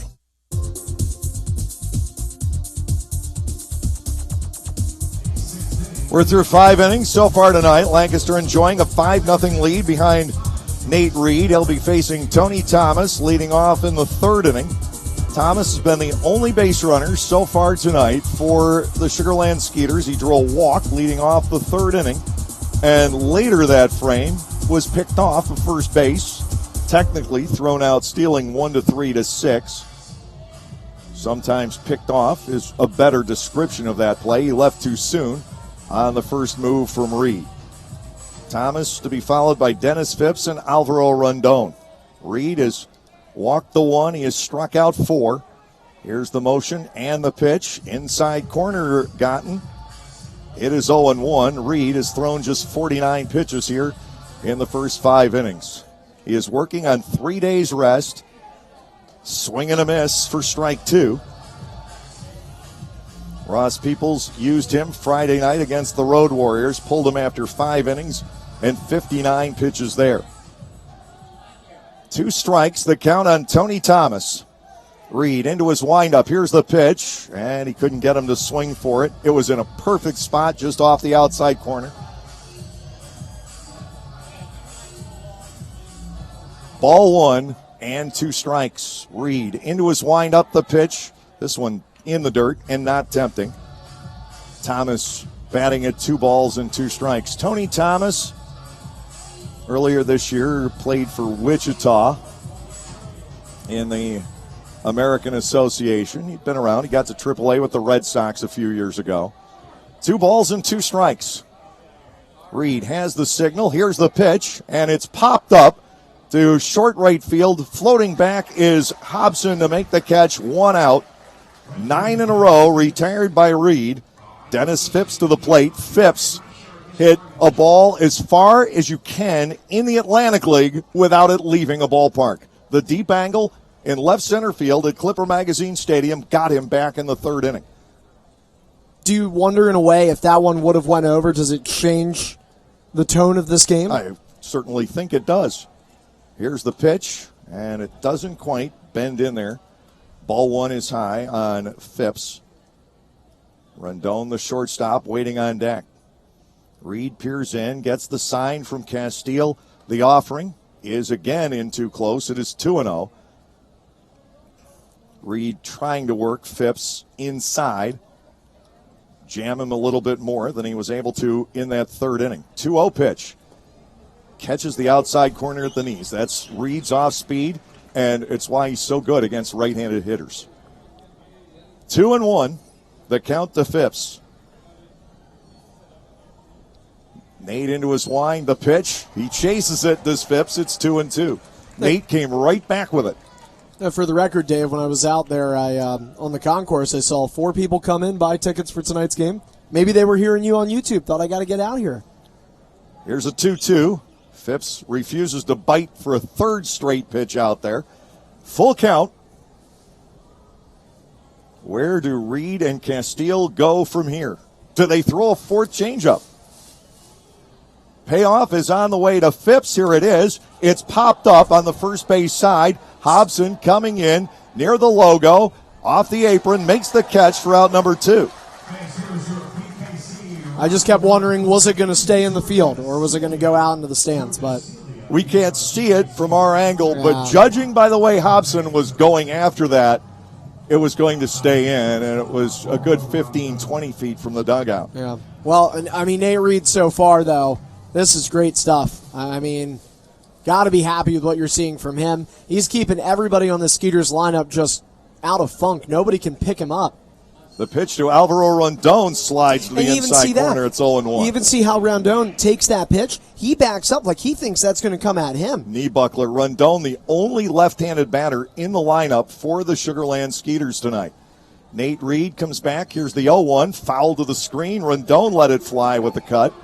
It is no balls and 2 strikes. That's another one of those Reed high kind of fastball pitches where he gets you to chase maybe a little something outside the zone. He is just moving the ball around incredibly well. All his pitches are working. Here's the 0-2. Swung on and missed. He can ring up another one.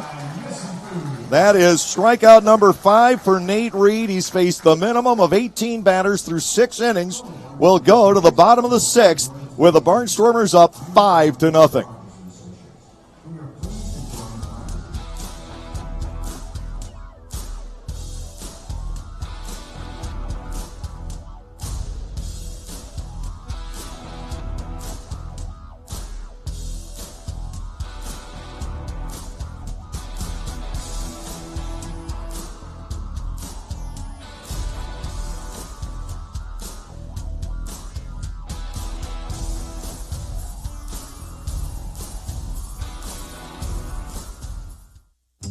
You can measure the exceptional torque of the Lexus LX and the capability of its full-time 4-wheel drive. But the only way to truly understand it is to experience it.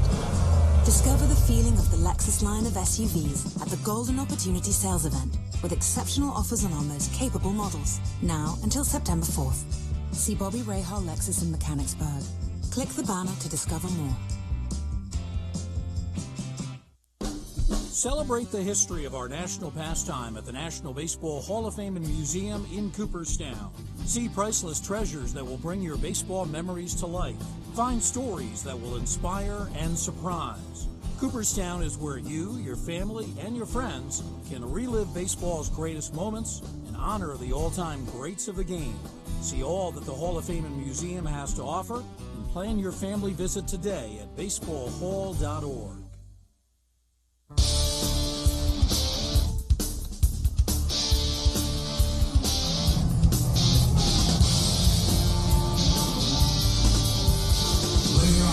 It will be Robinson, Hobson, and Frias in the bottom of the 6th inning against Dallas Beeler.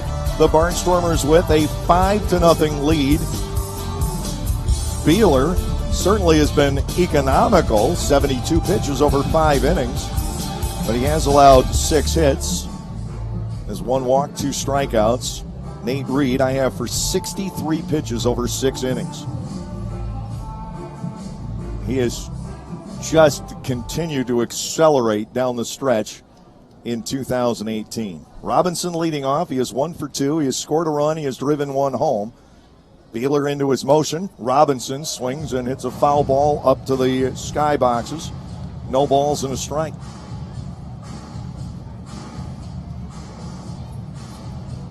Pete Incaviglia has not wanted to go to his bullpen yet.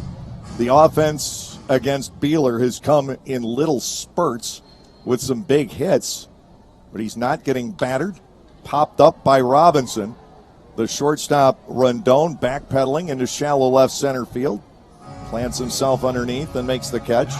1 up, 1 down. Casey Hobson to the plate. Officially, Hobson is 0 for 1 in the ball game. He struck out swinging in the 2nd and then reached on catcher's interference back in the 4th inning. You never detect catcher's interference from here until you see something funky happen. An apparent out with a runner being sent to first base, what you think is a foul ball, and a runner being sent to first base, and then the catcher's interference becomes the default. To Hobson, a breaking ball is low, 1-0. Vladimir Frias waiting on deck. 5-0 Lancaster, bottom half of the 6th inning. Here's a 1-0. Hobson breaks his bat. It's a soft liner to shallow right. Back goes Thomas to handle it. 2 up and 2 down in the Barnstormers half of the 6th inning. Vladimir Frias will come to the plate. Vlad singled home a run in the 4th inning. 1 out of 2 for Frias tonight.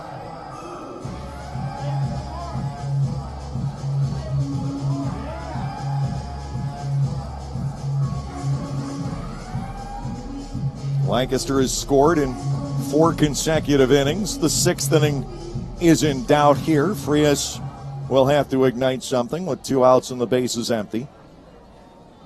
Beeler, the one-time Chicago Cub, brings it home and delivers a strike at his 0-1.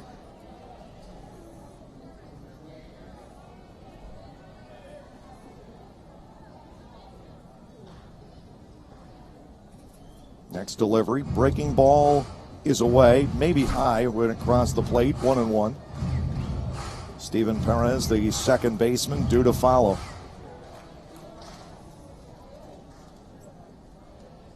Beeler has the signal, and Frias will stare at ball 2 down low. 2 balls and a strike, and this helps to give Nate Reed a little bit more of a breather here in between innings. The first 2 outs being created on 4 pitches. 2-1 to Vladimir. He drives the ball to dead center field. Giansani will get back there and haul it in for the final out.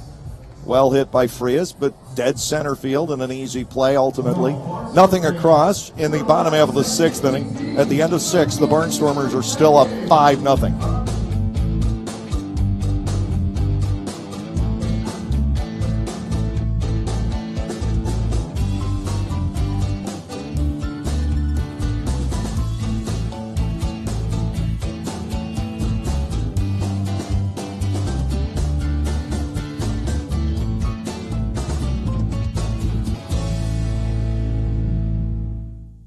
Like craft beers, local wines? Well, the best place to be in Lancaster then is Clipper Magazine Stadium. That's right, all new for 2018 is the Broken Bat deck down the right field line. The Broken Bat will feature more than 20 local craft breweries and product from 2 local wineries. If something with a little more kick is your adult beverage of choice, a local distillery is part of the Broken Bat as well. Food will be sold off a pub-style menu, so get together, hang out with your friends, make some new ones, and enjoy a night of craft beer sampling along with a Barnstormers game.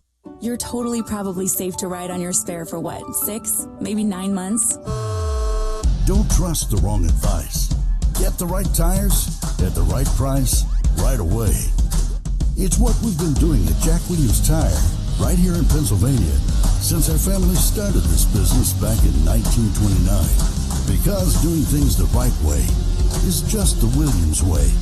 Get the right tires right now at jackwilliams.com.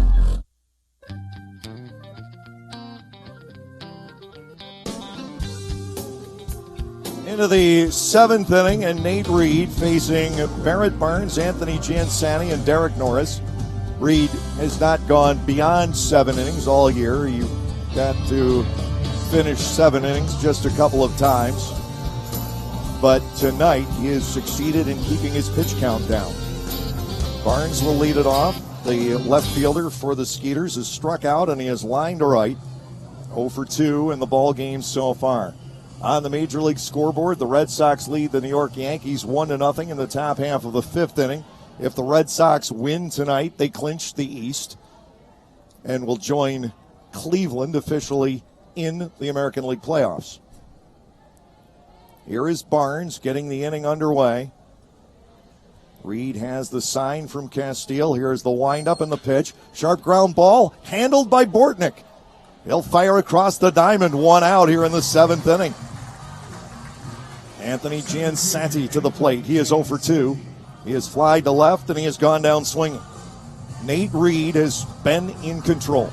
Yeah, he really has, and right there where you think, and it was a good pitch still, but you have one kind of wrapping near Bortnick. Is it going to get by him for their hit? It doesn't. Bortnick backs him up, just like Sanford was able to back him up on that one ball hit out to deep center. So Reed's been good 99% of the time. The 1% he makes a mistake, the defense helps. Giansani will look at a strike on the outside corner. It's 0-1. 5 runs, 6 hits, and no errors for the Barnstormers. They have left 2. The Skeeters have left nobody. 0-1 pitch. Ground ball, and that breaks up the no-hitter. through the left side, nothing Bortnick could do about it. Nate Reed goes 6 1/3 innings. And now you have to keep an eye on his emotions. And listen to the crowd acknowledging that and how good Reed was. One out, Giansanti the base runner. Derek Norris will step in. Now, you're able to do that anytime. That's pretty impressive. You're able to do it against the Skeeters. Okay, I tip my hat. Now you're able to do it to start the playoffs. You're a special player. That's why Nate Reed is your game one starter. Ross made sure that he could get him on that. Giansanti with the base hit. Clean single through the left side. Derek Norris comes to the plate. Reed will look at first. And to Norris, a strike on the outside corner, 0-1. At least on that pitch, Reed seemed cool as a cucumber. Sometimes the no-hit bid gets away, and there's a serious deflation, and the pitcher loses focus. One strike to Norris. Infield set, double play depth. A look toward first base. Reed will come to the plate and miss up and in. Well, maybe that tells you that Reed really wasn't looking at that. I mean, guys are always going to say they're not. But when you're in the regular season here, you're trying to pad stats. You're trying to do what you can to get that contract purchase. And like I said at the top of the broadcast, now it's just about winning with this team. A ball and a strike. A look toward first base. The delivery is ball 2 away. Norris has the advantage at 2-1. A couple of sharp ground balls pulled on the left side this inning, and that's another thing to contemplate. This is the third time through the batting order. And they've had a look at Reed. 2-1. Nate goes back to work, and Norris pops it up foul off the end of his bat. Now to play to the right. 2-2.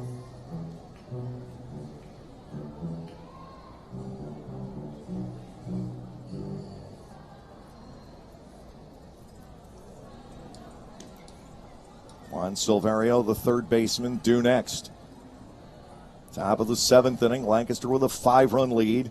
Giansanti, who stole 35 during the regular season, on board. Ball 3 now is inside to Norris. That fills the count.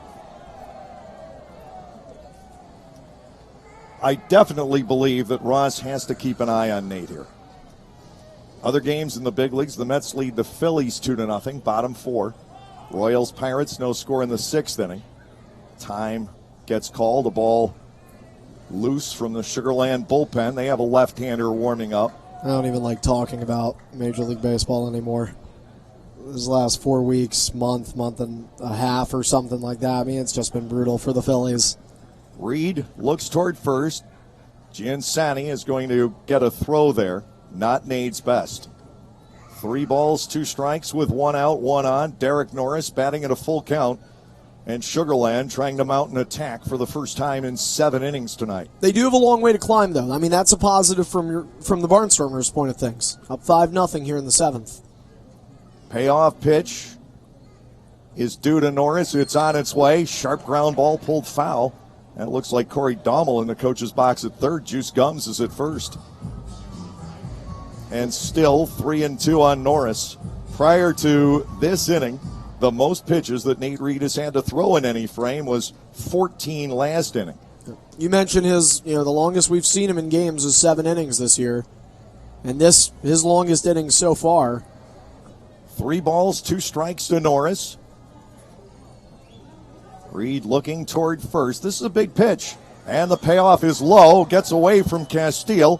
That does not matter. What does matter is that runners are now at first and second with 1 out.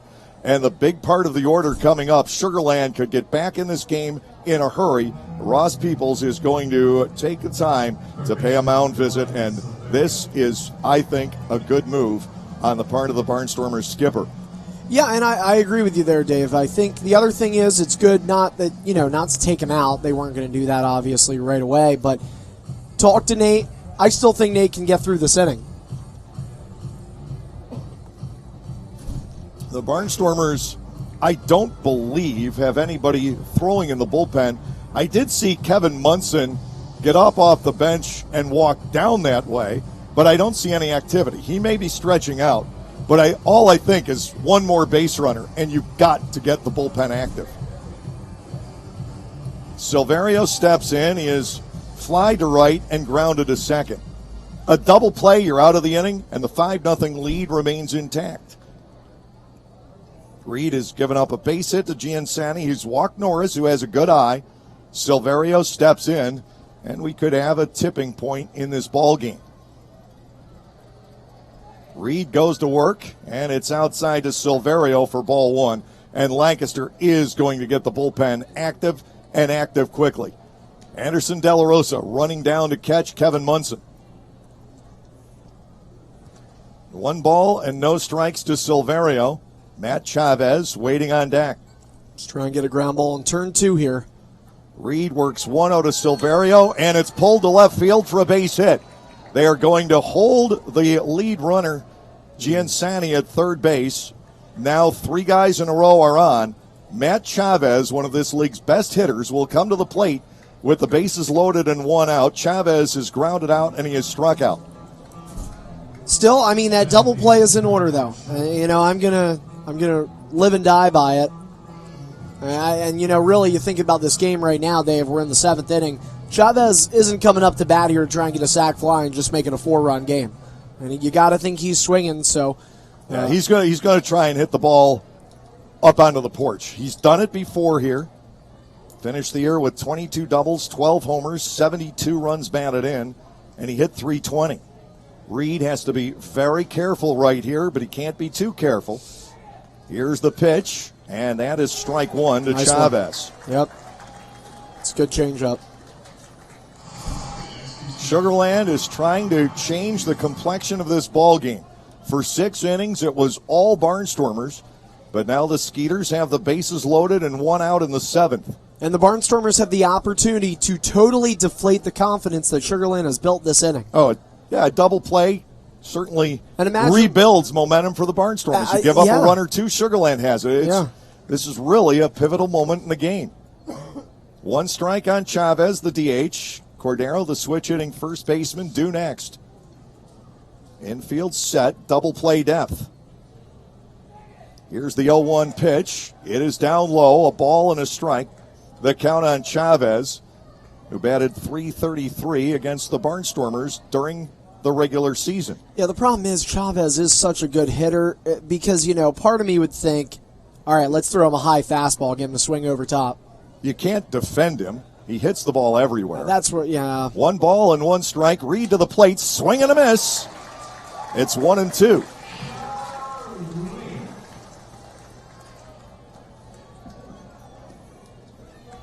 Nate Reed trying to weave his way through the perils of the 7th inning. Giansani at third, Norris at second, Silverio at first. Crowd getting behind him. 1 ball, 2 strikes on Chavez. Reed ready to go. Here's the motion and the pitch. He got him swinging. Chavez goes down on the high offering. Nate Reed with his 6th strikeout. Here is Cordero. That was the pitch I was looking for. I just didn't think he wanted to give it to Chavez. Fastball that runs a little high in the hands. It looks good right out of the strike zone, but there's that late movement on it that Reed's been able to get. Oh, my. Albert Cordero is grounded to third and lined to third. 0 for 2 tonight. 5-0 with the bases loaded and now 2 outs here in the 7th. Reed goes to work on Cordero, and it's popped up to shallow left center field. Frias going back. Sanford will call him off. Darian's got it, and Reed survives this difficult 7th inning. No runs, 2 hits, no errors, 3 left by the Skeeters. We're at the stretch with Lancaster still leading 5-0.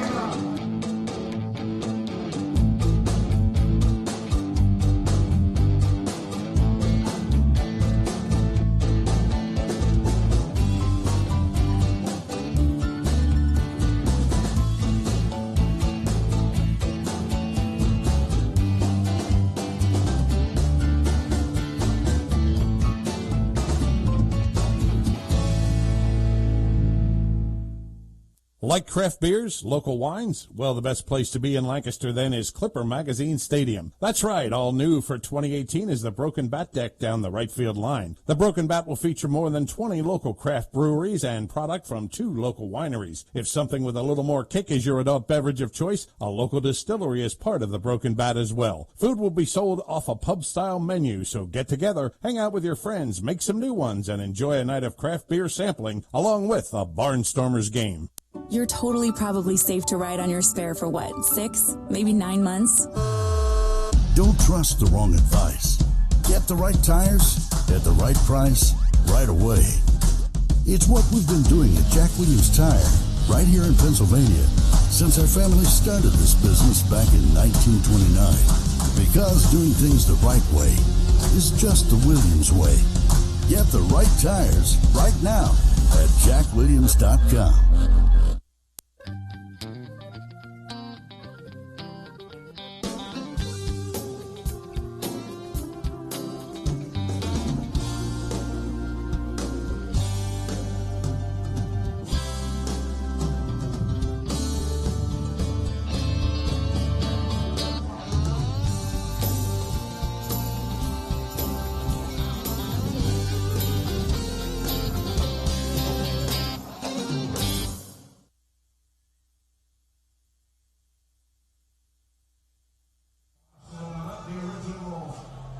Bottom of the 7th inning, Steven Perez leading off. He is 0 for 2.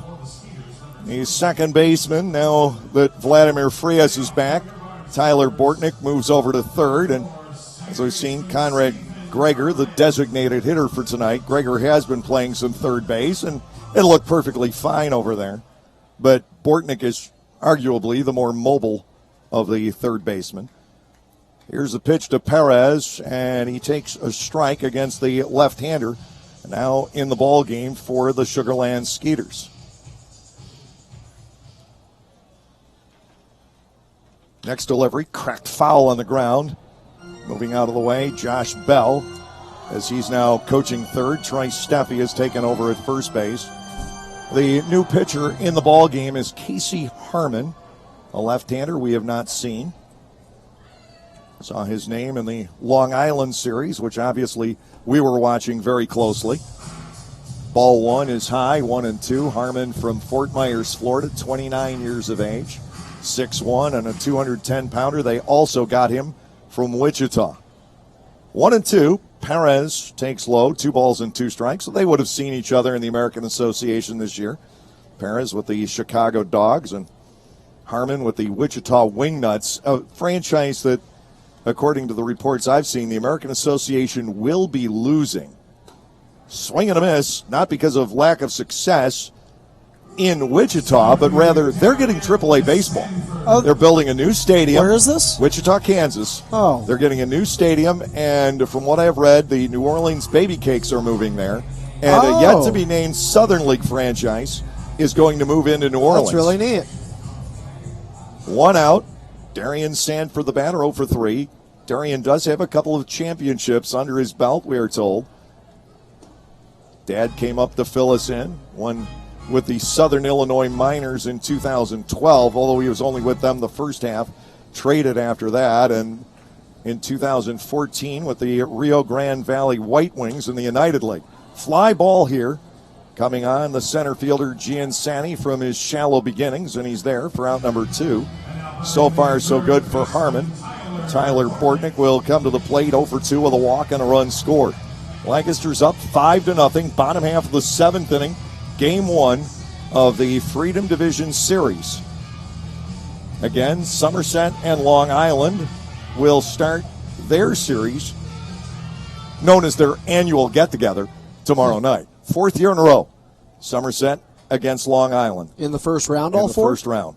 Breaking ball for a strike. It is 0-1 on Bortnick. I guess you kind of get familiar with each other when there's only 8 teams. So. And 4 in that division, and this year they had the Road Warriors. Yeah. 0-1. Bortnick with a pop-up. Back on it goes the second baseman, Thomas, and he has it under control. Very quick inning for Casey Harmon. Nothing across at all for the Barnstormers. We'll head to the 8th. Lancaster's leading 5-0.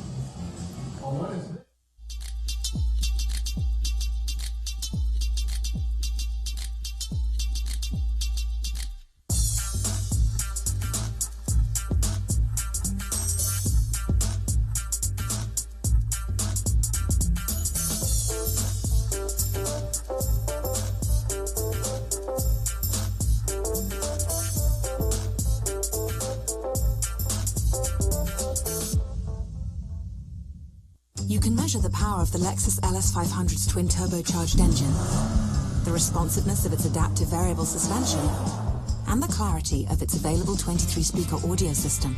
But the only way to truly understand it is to experience it. Discover the feeling only a Lexus can bring at the Golden Opportunity Sales Event, with exceptional offers on our most luxurious models, now until September 4th. See Bobby Rahal Lexus in Mechanicsburg. Click the banner to discover more. So, John, what should the Eagles' focus be this season? Eagles Fast Play for sure. As opposed to what? I'm talking Eagles Fast Play tickets from the Pennsylvania Lottery. Playing's faster than our wide receiver running a slant. Faster than our defense blitzing the QB? Oh, yeah. The game's got progressive top prizes, plus second chance drawings for Eagles game tickets, meet and greets, autographed merchandise, and more. Wow. I'm going to get mine fast. Fast Play. Play fast, win instantly. Players must be 18 or older. Please play responsibly. Benefits older Pennsylvanians every day.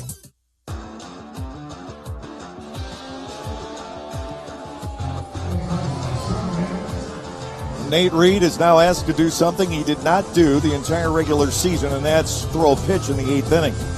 He'll be facing Tony Thomas, Dennis Phipps, and Alvaro Rondon, the 7, 8, and 9 hitters. Nate has allowed 2 singles, he has walked 2, and he has struck out 6.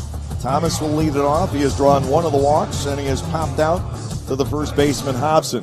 Some of the other major league scores: Royals and Pirates no score in the 7th. Baltimore leading Toronto 4-2 in the bottom of the 6th inning. Minnesota up 2-0 over Detroit in the 6th. Cleveland 5 and the White Sox 2 in the 7th. What about that Braves game? Washington 3-1 through 4.5 innings over Miami. Cards lead the Braves 2-1 in the bottom of the 4th. First pitch to Thomas off the inside corner. Guess it's good for what it's worth. I mean, they're 7 games ahead of the Phillies at this point. And so time is running out. Yeah. Reds 2, Brewers 1 in the top of the 4th inning. Yeah, but outside ball 2. I mean, it's a different story for a different day. I was just going to quickly say, it's frustrating because the Phillies are about where everybody thought they were going to be at the end of the season. They just took a different route to get there. Here comes the 2-0 pitch. Breaking ball, good for a strike. Thomas batting at 2-1. Think about us here. We expected the Barnstormers to be a playoff team, but think about the journey there. That trip in Sugar Land, everybody was frustrated about for a long time. 2-1 pitch. Thomas with a ground ball to the shortstop. Frias will make the play, set for the throw. Thomas showing some good wheels, but he's thrown out 6-3, 1 down. Dennis Phipps will come to the plate. The Barnstormers had almost 3 seasons. 28-11 start, then they stumbled. It wasn't just that 7-game series at Sugar Land. The team had a really soft spot right dead in the middle of the season. They went 16-24. But then they finished up 30-17. Yeah, so at the end of the day, the expectations were kind of met, but it's the route you take there that just brings you through the ups and downs. And had the Phillies just kind of been status quo all season long, I don't think as many fans would actually be upset right now. But because they were considered a playoff team up until really September, maybe last 2 weeks of August, that's when everybody's time to move on. We need a new manager, or we need to trade half the players. They're what we thought they were going to be. Swing and a miss. 0-2, the count to Phipps. You can't get rid of Gabe Kapler at this point. No, He's ultimately done a magnificent job. I think so, too. The 0-2, upstairs. Phipps wouldn't climb the ladder. Ball 1 and 2 strikes from Nate Reed. Fared better than Dave Martinez has with Washington. Look at the talent he had to work with. Met Dave many, many years ago. And wonderful fella. My meeting with him was brief. Was when he was in the minors. Breaking ball just missing to Phipps. 2-2. Reed wanted that, and so did everybody wearing a red T-shirt here in Lancaster. Wow. Like to see that on a replay. It was definitely within a margin of error. Here's a 2-2 on Phipps. He checks his swing and gets ball 3 high. 3-2. Yeah, they wanted to check his swing, but they said he did not go. First base umpire Brian DeBrouwer making that call. Alvaro Rondon, the lefty batting shortstop, waits on deck. Munson is tuning up in the bullpen once again. The payoff on Phipps. Ground ball pulled foul. Still 3-2. Reed probably closing in on the end of his road tonight, but what a performance. Yeah, by the way, Phipps fouled that off his foot. walking it off a little bit. Dennis Phipps from San Pedro de Macorís in the Dominican Republic. Another guy who was in the American Association but has a little bit of background in the major leagues. 3 balls, 2 strikes. The count on Phipps. Reed has the signal from Castile. Here's the pitch, and ball 4 is outside. Runner on with 1 out in the 8th inning. Rendon will step in. Reed has had him bamboozled through 2 plate appearances. But if Rendon gets on here, I think the Barnstormers probably go to Munson. He is ready to go. Yeah, because I don't think Ross would want to use the second mound visit on Nate. Obviously the pitching changes don't count as those. You only get 3, and you never know with a bullpen guy, 8th or 9th inning, just in case. 1 out, 1 on. Lancaster still needs 5 more outs here with a 5-0 lead. Reed to the plate. Rendon takes strike 1. Rays and the Rangers are scoreless in the 3rd. Reds lead the Brewers 3-1 in the 4th. Mariners and Astros no score, bottom 3. No balls, 1 strike. Reed's offering, swing and a miss. Make it 0-2. And hey, for what it's worth, we've got preseason NHL action going on. Flyers and the Islanders are playing tonight again. And I think they play. Yeah, they play again Friday. I've got to work on that one. 0-2. Reed comes back. Rendon holds on the high pitch. The fastball from the left-hander who's still got some good velocity here in his 8th inning. Yeah, that was the same pitch he threw to strike out Chavez in the last inning, that high fastball. Ball 1, 2 strikes to Rendon. Barnes on deck. He would be facing Reed for the 4th time. Runner takes off, 1-2, swing and a miss. Castile's throw is offline and actually hits the runner. Phipps is going to be able to go to 3rd. Stolen base and an E2. Rendon is gone on strikes. Reed is fan 7. Barnes coming in. He's 0 for 3. And he will get his 4th look at Reed with a runner at 3rd base and 2 outs here in the 8th inning. It's a big gamble for a runner to go in that situation. Ross is coming back out, and he may not want the Skeeters to face Reed a 4th time. That's something that he has to take into consideration because they'll get Reed again in 5 days if the series should happen to go to a 5th game.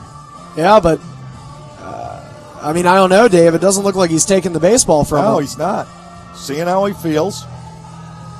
Are you surprised with using a mound visit with this? 2 outs in the inning, you're up by 5. You've got 1 more.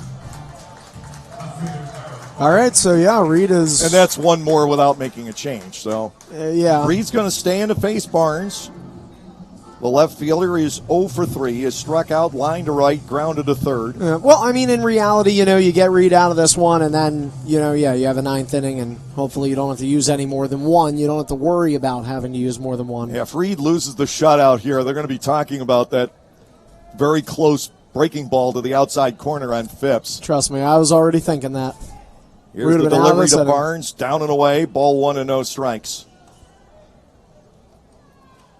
Reed has walked 3 along with striking out 7 in 7 2/3 scoreless innings. They have a runner at 3rd base, though, to the Skeeters for the 2nd straight frame. Ball 1, no strikes on Barnes. That is taken across the letters. It's 1-1. Yeah, the velocity looks real good. 105 miles an hour. I'm still not sure exactly what causes the radar gun to have that reaction, or at least the display to. 1 ball, 1 strike. Reed back to work. Breaking ball rolled back toward the mound. Reed's got it. The shutout is holding through 8. 1-3 on Barnes. Reed dealing a gem this inning. No runs, no hits. There was an error. 1 man left on base. We're going to the bottom of the 8th with the Barnstormers ahead 5-0.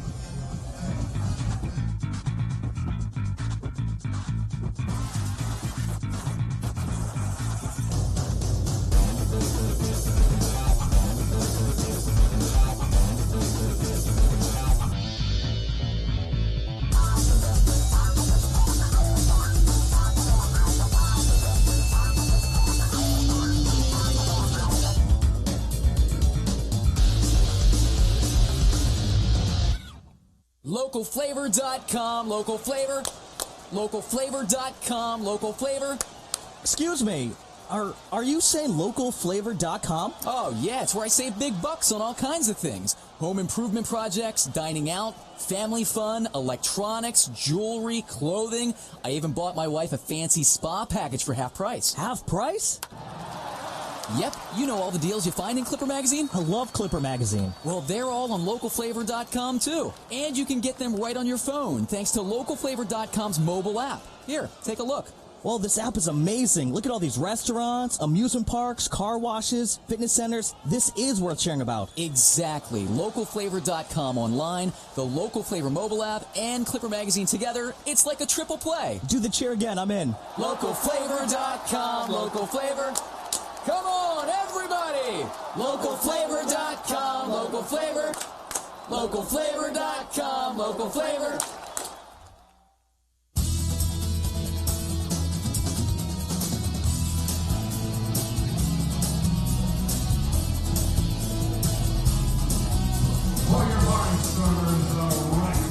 Well, Dave, can Blake Galen do it again as we kick off the bottom of the 8th inning? He had back-to-back home runs in the ball game Sunday as well to pull away for the regular season lead. And we were waiting for him to hit a third one that day as well, which would have been his 100th Atlantic League home run, as well as tie the franchise record with 29 in a year. He grounded out to second base his latter 2 at-bats. The pitch from the left-hander Harmon is high. So has he got like 4 home runs in his last 8 at-bats or something? It's, 4 out of 7. 1-0. Galen takes a pitch down low. Maybe they just walk him. Maybe you don't chance it. 2 balls and no strikes. There have been times over the years he started to get the Barry Bonds treatment in here. Ryan Castile waiting on deck. Here's the 2-0. Galen lets it fly, but he gets way under this one. A pop-up down the right field line. That is going to curl foul, and the right fielder Phipps gets over there, but doesn't have a play on it at the end. Got a shot at it. 2 balls and a strike. What's interesting to note about tonight's game is that the 2 Barnstormers of longest tenure are the guys propelling this game, Blake Galen and Nate Reed. Galen arrived in 12, Reed in 13. They haven't been here throughout. Slider for a second strike. Blake bats 2-2. Castile and Gregor will follow here in the bottom of the 8th inning. Giansanti, Norris, and Silverio up in the 9th, and Huascar Brazoban is tuning up for them. Here's a 2-2. Galen looks at ball 3. It doesn't miss by much. 3 balls and 2 strikes. Joe Gardner has been here on and off since 2014. The payoff to Galen, fouled away down the left side. Well, when you look at this team, it's composed of a lot of veterans. There's a lot of stories we talk about that players will tell when they get to the Atlantic League because they've been so many different areas. But really, this team, Galen, Reed, veterans leading the way. Payoff to Blake. Strike 3 is called, and he knew it. Harmon gets him. It's the second time Blake has gone down looking in the game. 1 out. Ryan Castile steps in. He's 0 for 3 on ground balls. I'll take 2 strikeouts if I'm going yard twice, though, in the same game. But of the guys playing for the Barnstormers here tonight, only Steven Perez, Ryan Castile, and Conrad Gregor have not been with the Barnstormers prior to this season. Yeah, it's interesting. So it is a veteran crew. Castile with another ground ball. This one to the second baseman Thomas, and an easy play. 2 are gone. Gregor will step in. Casey Harmon has been impressive. 5 batters, 5 outs, 17 pitches. They're going to ask Brazoban to close it tonight with what looks like it's going to be a 5-0 lead unless something dramatic happens here to stretch it. Hey, Gregor's still got an at-bat here. 2 out of 3 for him tonight. He can hit lefties. Harmon to the plate. Breaking ball is good. Conrad Gregor. Has anybody nicknamed him Conor McGregor? No. This is the guy. He is the Darren Stevens to my Andorra. And I said this the other night. Unless I have his name in front of me, I'm drawing a blank. And maybe it's because of the similarity to Conor McGregor, but that's not what comes out. Here's the 0-2 from Casey Harmon. Look out. Thank goodness that extra section of screen is there. Yeah. Still 2 strikes on Gregor. That ball in previous years is in somebody's nose. Yeah, I mean, how did you guys deal with that when this park opened? This is the first year it's been extended. 0-2, strike 3 on a fastball. Harmon dominates for a couple of innings here. The Barnstormers hoping that it will not matter. We're going to the 9th. Lancaster up 5-0.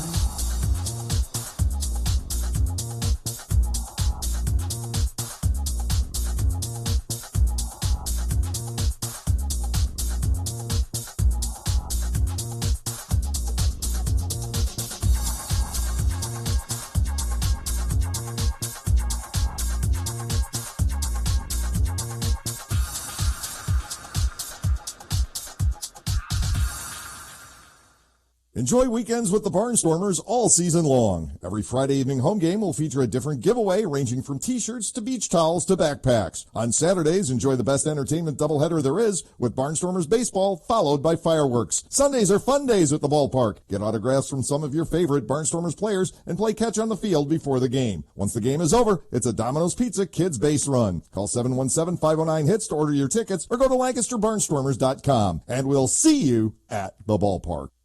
You can measure the sound of the Lexus LC500's naturally aspirated V8 engine and the quickness of its 10-speed transmission. But the only way to truly understand it is to experience it. Discover the feeling of the Lexus high-performance line at the Golden Opportunity Sales Event with exceptional offers on our most exhilarating models, now until September 4th. See Bobby Rahal Lexus in Mechanicsburg. Click the banner to discover more.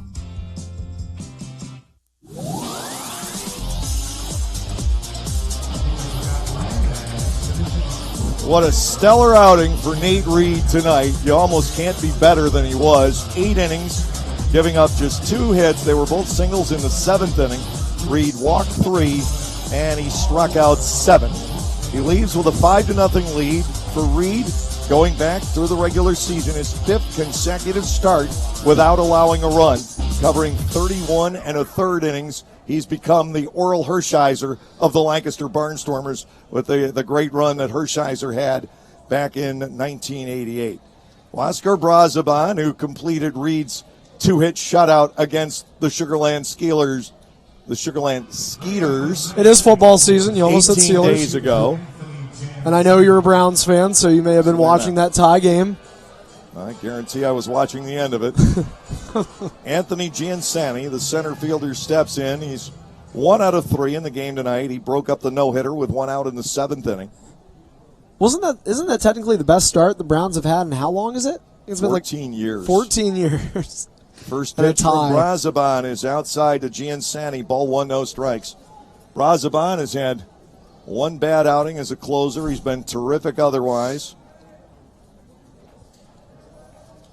1 ball and nothing to Giansani. He is outside and low 2-0.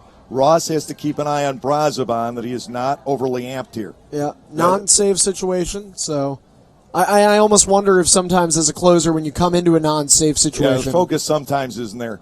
2-4, 4 saves and a 1.99 ERA in the regular season. The 2-0, Giansani gets a strike on the inside corner. Yep, frozen. It is 2-1.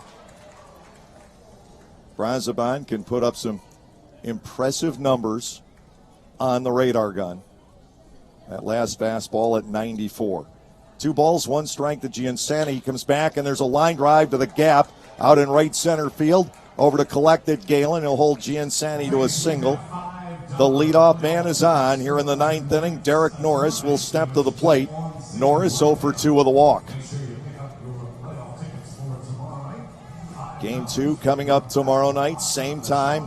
Jonathan Albaladejo against the League ERA champion, James Russell. Still 3 outs to get in the 9th inning, though, for the Barnstormers to take a 1-0 lead in. 25-36 the crowd tonight here at Clipper Magazine Stadium, looking for these 3 outs in the 9th inning. Here's a pitch to Norris, down and away from Brazoban. Ball 1 and no strikes. Say this, though. It's been a loud 2,500. Those fans that have come out, they've been vocal tonight. And I think they've helped. The Barnstormers players talk about liking to play in front of their fans. Had that chance tonight. 1-0. Ground ball down the line at third, foul. Of course, you would love more. And word is out. We are in the playoffs tomorrow night. Norris checking his bat out, and he's still not sure. And I'll say this. If we get past tomorrow, if there is baseball here next week, you'd love to see this number double. Or at least have significant growth. Championship games in Lancaster, Pennsylvania. A lot of people bought tickets for the entire block. Here comes the 1-1 to Norris. Strike 2 on the Brazoban fastball.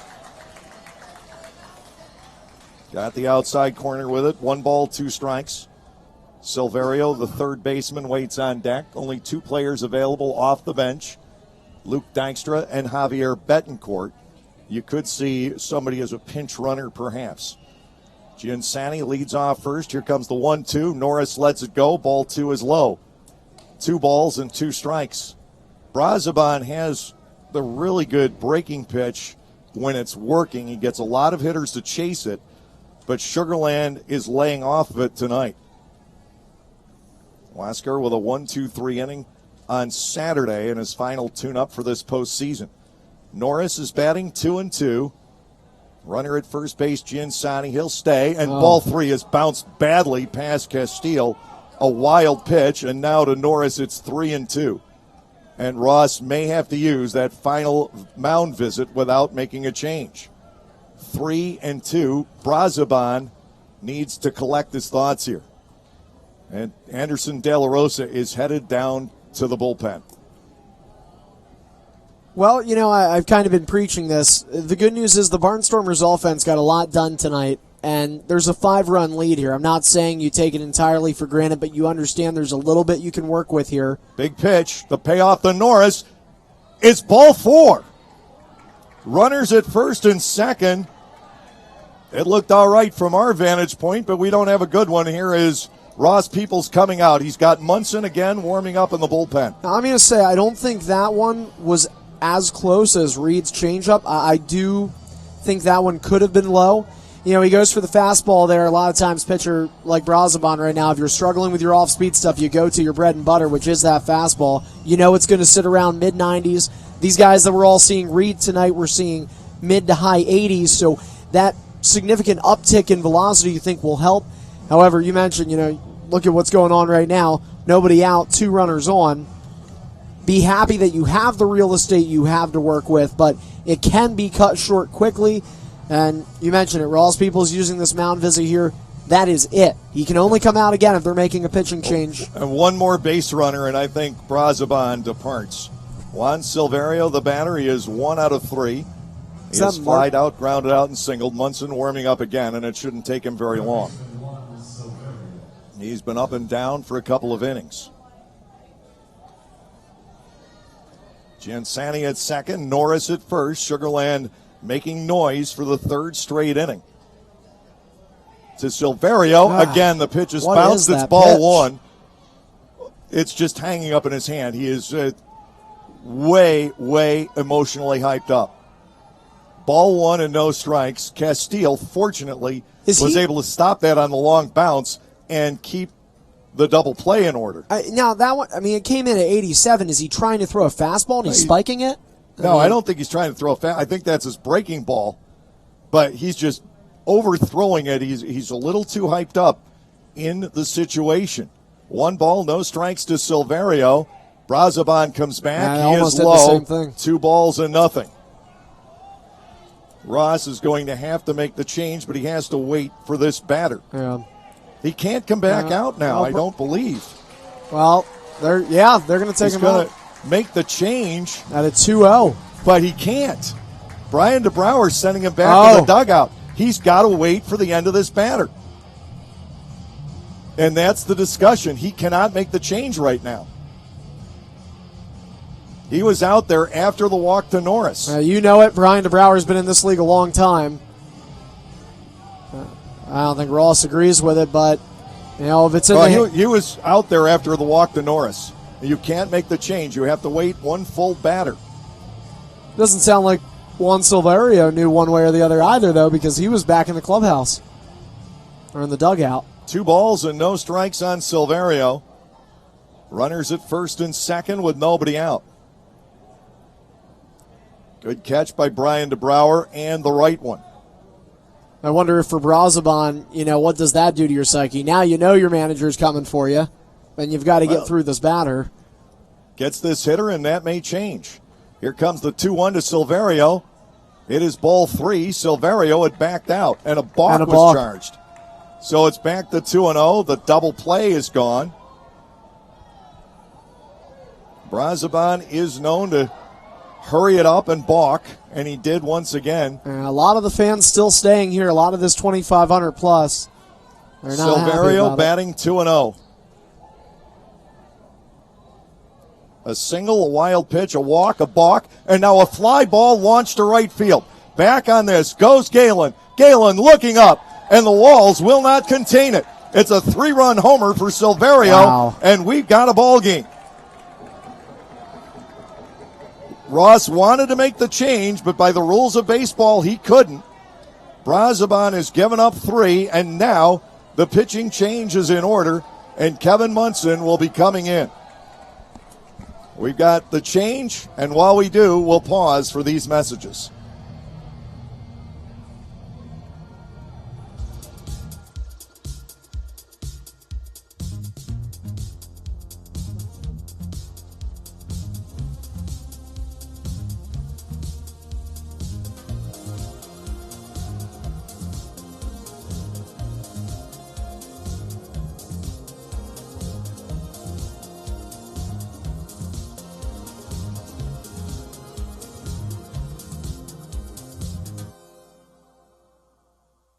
Localflavor.com, local flavor. Localflavor.com, local flavor. Excuse me, are you saying localflavor.com? Oh, yeah, it's where I save big bucks on all kinds of things. Home improvement projects, dining out, family fun, electronics, jewelry, clothing. I even bought my wife a fancy spa package for half price. Half price? Yep, you know all the deals you find in Clipper Magazine. I love Clipper Magazine. Well, they're all on localflavor.com, too. And you can get them right on your phone, thanks to localflavor.com's mobile app. Here, take a look. Well, this app is amazing. Look at all these restaurants, amusement parks, car washes, fitness centers. This is worth sharing about. Exactly. Localflavor.com online, the Local Flavor mobile app, and Clipper Magazine together. It's like a triple play. Do the cheer again. I'm in. Localflavor.com, local flavor. Come on, everybody! Localflavor.com, local flavor. Localflavor.com, local flavor.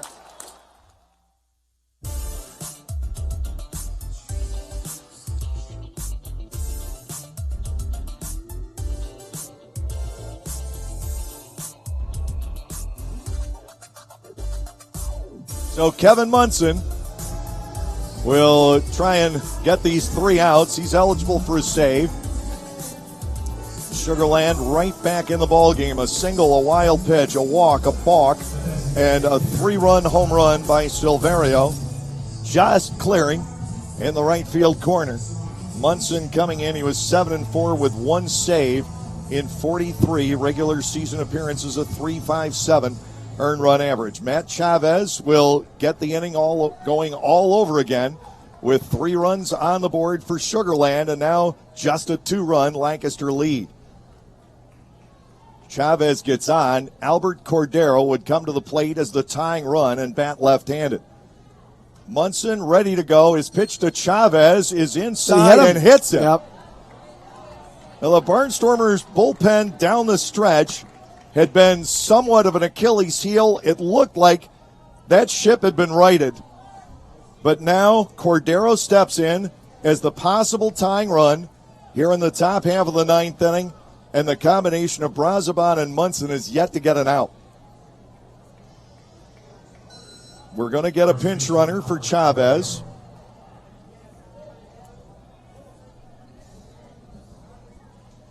That will be Dykstra.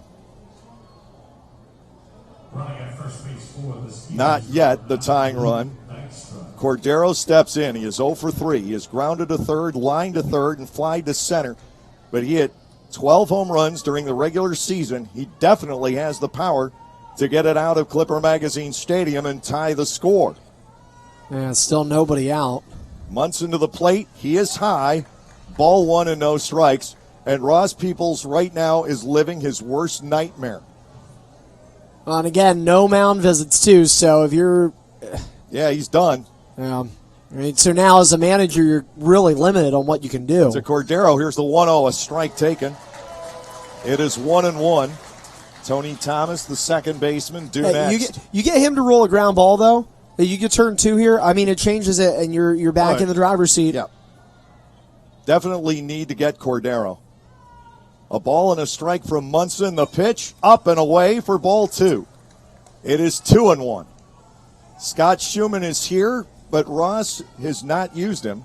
Now John Anderson is going to start throwing in the bullpen. It's all hands on deck now. I just want to make sure I know this correctly. You said earlier today Scott Schumann will be unavailable tomorrow. Tomorrow. Okay. As far as I know, I mean, he's on the active roster, but I think he's headed to a funeral and will rejoin the club Friday, is my understanding. Albert Cordero is batting 2 balls and a strike against Kevin Munson, the right-hander, to the plate. That's strike 2 on his fastball. 2-2. Lancaster needs 3 outs, but now the lead is just 2 runs. Nate Reed made it look pretty easy for 8 innings. Barnstormers bullpen struggles here in the 9th. 2-2 to Cordero. The pitch, swing and a miss. Munson has 1. Tony Thomas, the second baseman, to the plate. He is 0 for 2 with a walk. Javier Betancourt is the only guy that Pete Incaviglia has back. He's a right-handed hitting utility infielder. Dykstra, the pinch runner at first with 1 away. Thomas steps in.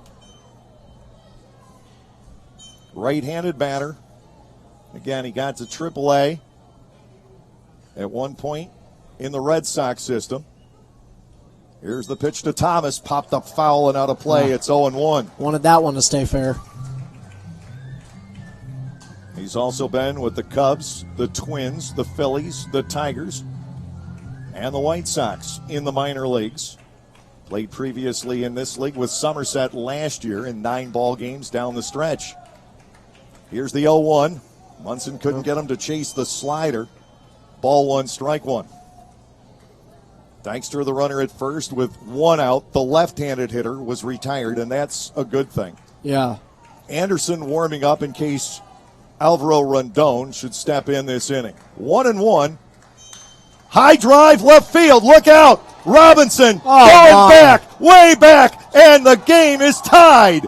No, it is not. Oh, it's a foul ball. I judged by the Sugar Land bullpen reaction, Chris Engstrand ruled it a foul ball. And Thomas I'm going to tell you, Dave, is batting at 1 and 2. And I don't know that that's the right one. I know we can't say for sure. And we can't see and it's hard, but from this angle all that well. My vantage point, that one is a fair ball. Tony Thomas came within an eyelash of tying the game. And I mean an eyelash. The Skeeters are disappointed.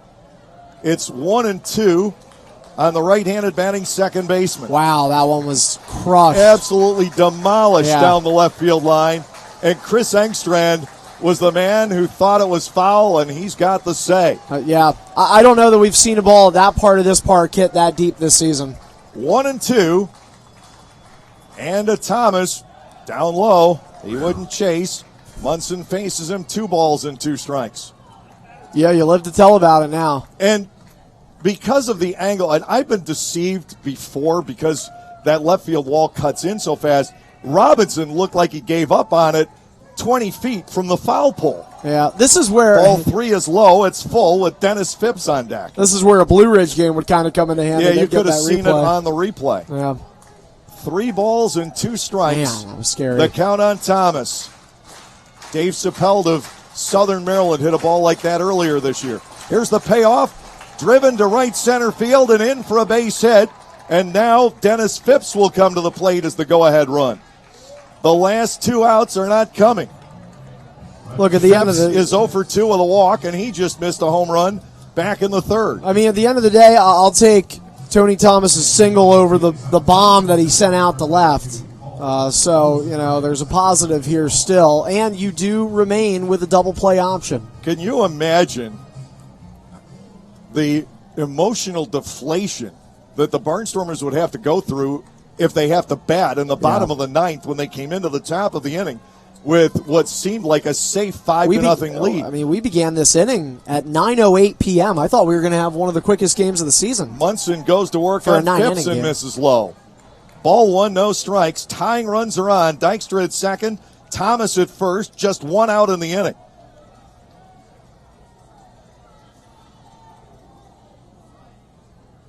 Munson to Phipps, 1-0. Swing and a miss. There you go. Tied him up inside. Might have nicked that foul.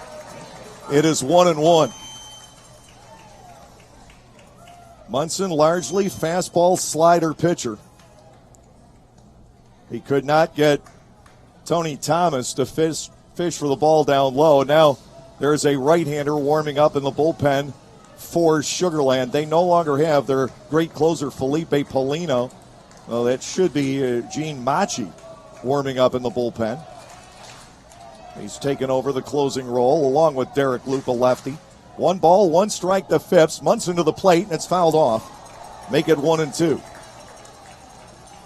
Fans thought they were going to be able to get home a couple minutes earlier tonight. Not so much. They also thought it wouldn't be as stressful of a night as it's been. This game, all of a sudden, has become incredibly suspenseful. Yeah, we've got a nail-biter here. Tell you what, though, Dave, this is what you sign up for with playoff baseball. 1 ball, 2 strikes to Phipps. Munson glancing back. Here's the pitch. Strike 3 called.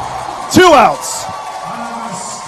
Scheduled to come to the plate is Rendon. Will Ross make the change and go to John Anderson?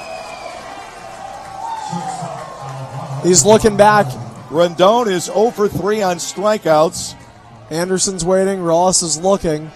2 outs with Dykstra at second, Thomas at first.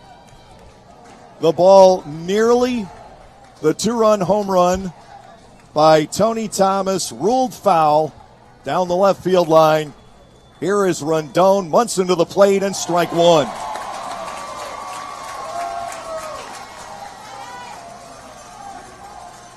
This ball game within a whisker of slipping away from the Lancaster Barnstormers. It's still not over.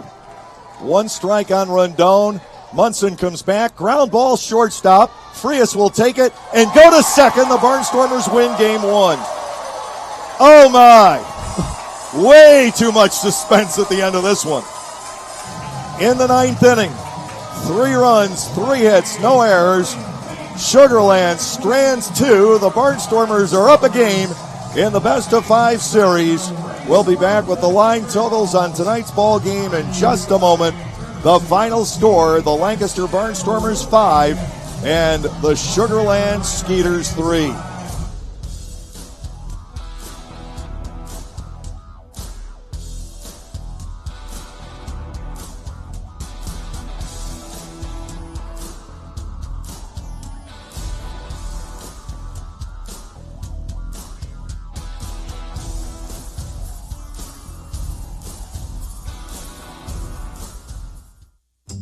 You can measure the exceptional torque of the Lexus LX and the capability of its full-time 4-wheel drive. But the only way to truly understand it is to experience it. Discover the feeling of the Lexus line of SUVs at the Golden Opportunity Sales Event with exceptional offers on our most capable models, now until September 4th.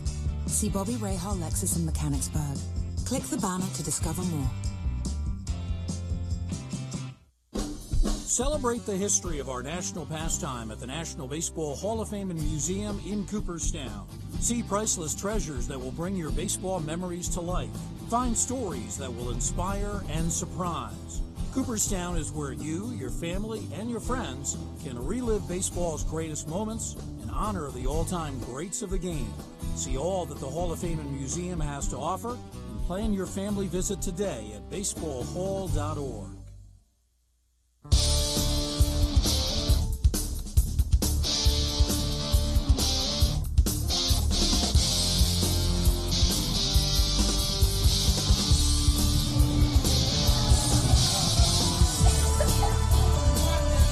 For 8 innings tonight, the Lancaster Barnstormers were in control of Game 1 of the Freedom Division Series, and then one 3-run homer and one so close to 2-run home run, and it almost slipped away. But at the end, the Barnstormers prevail by a final score of 5-3, 5 runs, 6 hits, an error, and for the Barnstormers, only 2 runners left on base tonight. Sugar Land, 3 runs, 5 hits, 2 errors, and 6 left. Nate Reed was sensational for 8 innings. He has a second playoff win as a Barnstormer. He won back in 15, the loss to Beeler. He is 0-1. Kevin Munson rescues the ball game, snatching victory from the jaws of defeat in certain respects. His first save here in the postseason. Blake Galen, 2 home runs for the Barnstormers. He had 28 during the regular season, the first coming with a man aboard in the third, and the other with the bases empty in the 5th inning, both off the starter, Dallas Beeler. Juan Silverio, the 3-run home run off of Huascar Brazoban in the top half of the 9th inning. Tony Thomas missed by a very, very, very, very, very, very small amount from tying the ball game in the 9th. Instead, he singled, and then Munson able to get through the final 2 hitters and hold on to the victory here tonight. 2 hours, 22 minutes, faster than any 9-inning game played by the Barnstormers during the regular season by 1 minute. Oh, okay. And the crowd tonight, 2,536 for playoff Game 1 here at Clipper Magazine Stadium. A heart-thumping finish. We'll be back to wrap it up in greater depth in just a moment here on the Lancaster Barnstormers YouTube channel.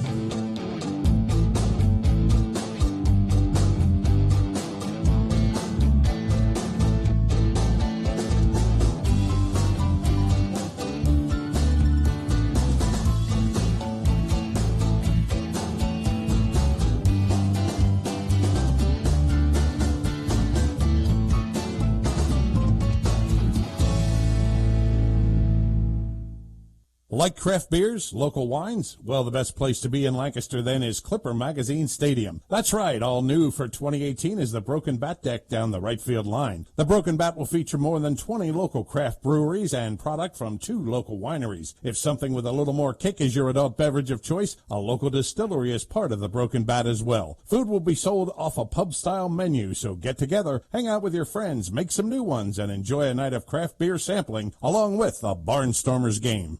You're totally probably safe to ride on your spare for 6, maybe 9 months? Don't trust the wrong advice. Get the right tires at the right price right away.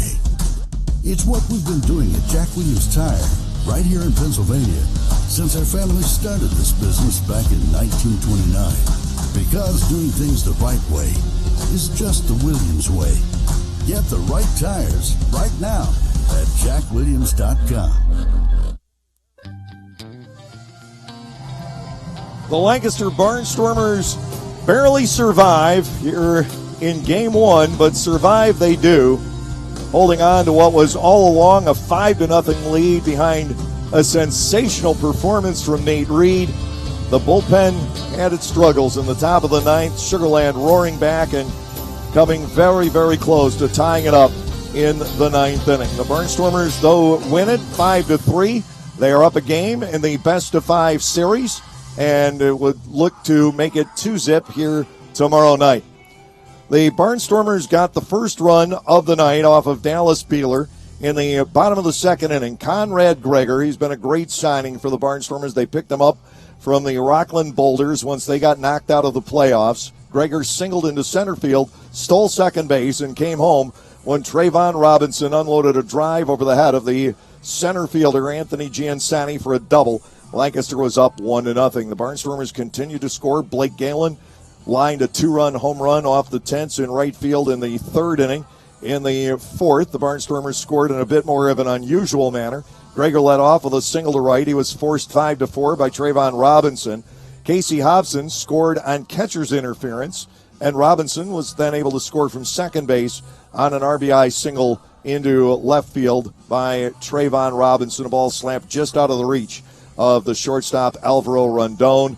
Galen made it 5-0 with his second home run of the night in the fifth inning. From there, the Barnstormers didn't do anything else. The last 11 Lancaster batters of the game were retired. Nate Reed had a no-hitter through 6 and all but a perfect game. He allowed a leadoff walk in the third inning. That runner was thrown out stealing. He faced the minimum of 19 batters for the first 6 1/3 innings. Yeah. But Anthony Giansani broke up the no-hit bid with a single into left. Derek Norris walked. Juan Silverio singled into left field, loading the bases. The Barnstormers' left-hander was able to settle down. He struck out Matt Chavez, going away from the changeup, going to a high fastball to strike him out, and then got Albert Cordero on a flyout to shallow center field. The 5-0 lead held. It held through the 8th inning. Reed leaving after 8, giving up 2 hits with 3 walks and 7 strikeouts. And then all of a sudden, in the 9th inning, the heart rates went up, the blood pressure skyrocketed here at Clipper Magazine Stadium. Huáscar Brazoban coming in to get 3 outs. He gave up a leadoff single in the right center field by Anthony Giansani. Wild pitched him to second. Derek Norris walked on a 3-2 pitch. Then Brazoban balked the runners to second and third. He went 2-0 on Juan Silverio. That was the count on the balk. And after Ross went to change pitchers, but he couldn't because he had just been out for a mound visit, you have to wait one official batter before you can make the change. And Silverio launched a 3-run home run up onto the deck to make it 5-3. Kevin Munson came on at that point. He hit Matt Chavez with his first pitch, bounced back to strike out Albert Cordero. Tony Thomas stepped in and crushed the ball deep down the left field line. It was high. It was far. Chris Engstrand said it was foul and ultimately has the final say on it. The Barnstormers could mop their brows at that point. Thomas would end up getting a single into right center field, but Munson struck out Dennis Phipps looking. He got Alvaro Rondon to ground into a harmless force play 6-4, ending the game tonight. The Barnstormers with the 5-3 victory over the Sugar Land Skeeters in Game 1 of this best-of-5 series. So the two most veteran Barnstormers, Nate Reed and Blake Galen, combined to produce the Game 1 win. Galen, the 7th-year Barnstormer. Reed is in his 5th season here. Nate is the all-time strikeout leader, 3rd all-time in wins. Galen is the all-time leader in many categories. He's missing stolen bases and triples, but just about everything else he owns. He hit the 2 home runs, drove in the 3. Reed with 8 just superb innings. I think I'm running out of superlatives to describe Nate Reed's performance tonight. It was nothing short of brilliant, and that is the way Reed has been pitching. Pitcher of the month in May, pitcher of the month in August. I can't see him not getting the award in September if there is one. Yeah. He didn't allow a run. He doesn't allow a run tonight. 5 starts now, 31 1/3 innings. No runs have scored off of Nate Reed. Yeah, and it's interesting because you didn't know what it would take, like what the Barnstormers exactly had to do to beat Sugar Land tonight. I think from the get-go, this team played better than the Skeeters in all the levels. You know, they were better at the plate. The pitching was better. I mean, Dallas Beeler, you know, the Barnstormers got to him realistically. There were short spurts over each inning that they were able to do it, but they did it. The only glare here, of course, we talk about the Huáscar Brazoban thing in the 9th and the Skeeters turning this into a game that you really didn't think was going to happen when you were going into waiting for those final 3 outs. The thing you have to remember here is you talk about the bullpen, and I know you mentioned it during the game, that it was the Achilles heel. At certain points during the season, they thought they fixed it here at the end. You have to make sure that it is fixed because odds are your starting pitcher in this series is not going to always go 8 innings like Reed tomorrow night. You hope the same for Jonathan Albaladejo, but what happens if he goes 5? What happens if he goes 5 and gives up no runs? It just, it's a lot of pitches he throws off. Okay, now your bullpen needs to step up and go 4 innings of no-hit ball, or not no-hit ball, but whatever the run score may be. The Barnstormers did the right thing today, Dave. They padded the lead. They went out to a 5-0 lead. They staked it. Nate Reed was tremendous. He battled a little bit of adversity here and there, but he was able to battle it and come out as the winner. But that 9th inning is a little scary, and I think Pete Incaviglia is going to look at that as motivation for his ball club tomorrow night. I don't think it's only Pete Incaviglia that's going to look at it as motivation. I think his entire ball club will, especially because they're all going to feel they got cheated on that Thomas home run. It's a little bit more inspiration tomorrow. I can't tell you.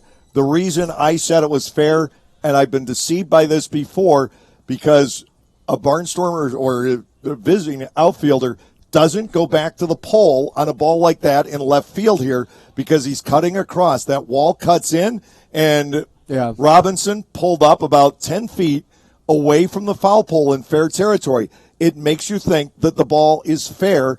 The guys in the Sugarland bullpen, to a person jumping up and down thinking they had tied the ball game, Chris Engstrand signaled foul ball. That ultimately is the final arbiter on that play. The Barnstormers winning by a final score of 5-3. In a way, it's because it was hit so hard and so high. And so high. That's the thing. So if that ball is still at home run length, but it's a lower ball towards the foul pole where you can manage it. See, okay, my view is out there. I thought the ball hit maybe 10, 15 feet in front of the P in the PSECU sign, which, by the way it's going, from our angle, that looks like a fair ball. Yeah. But it's very deceptive out there.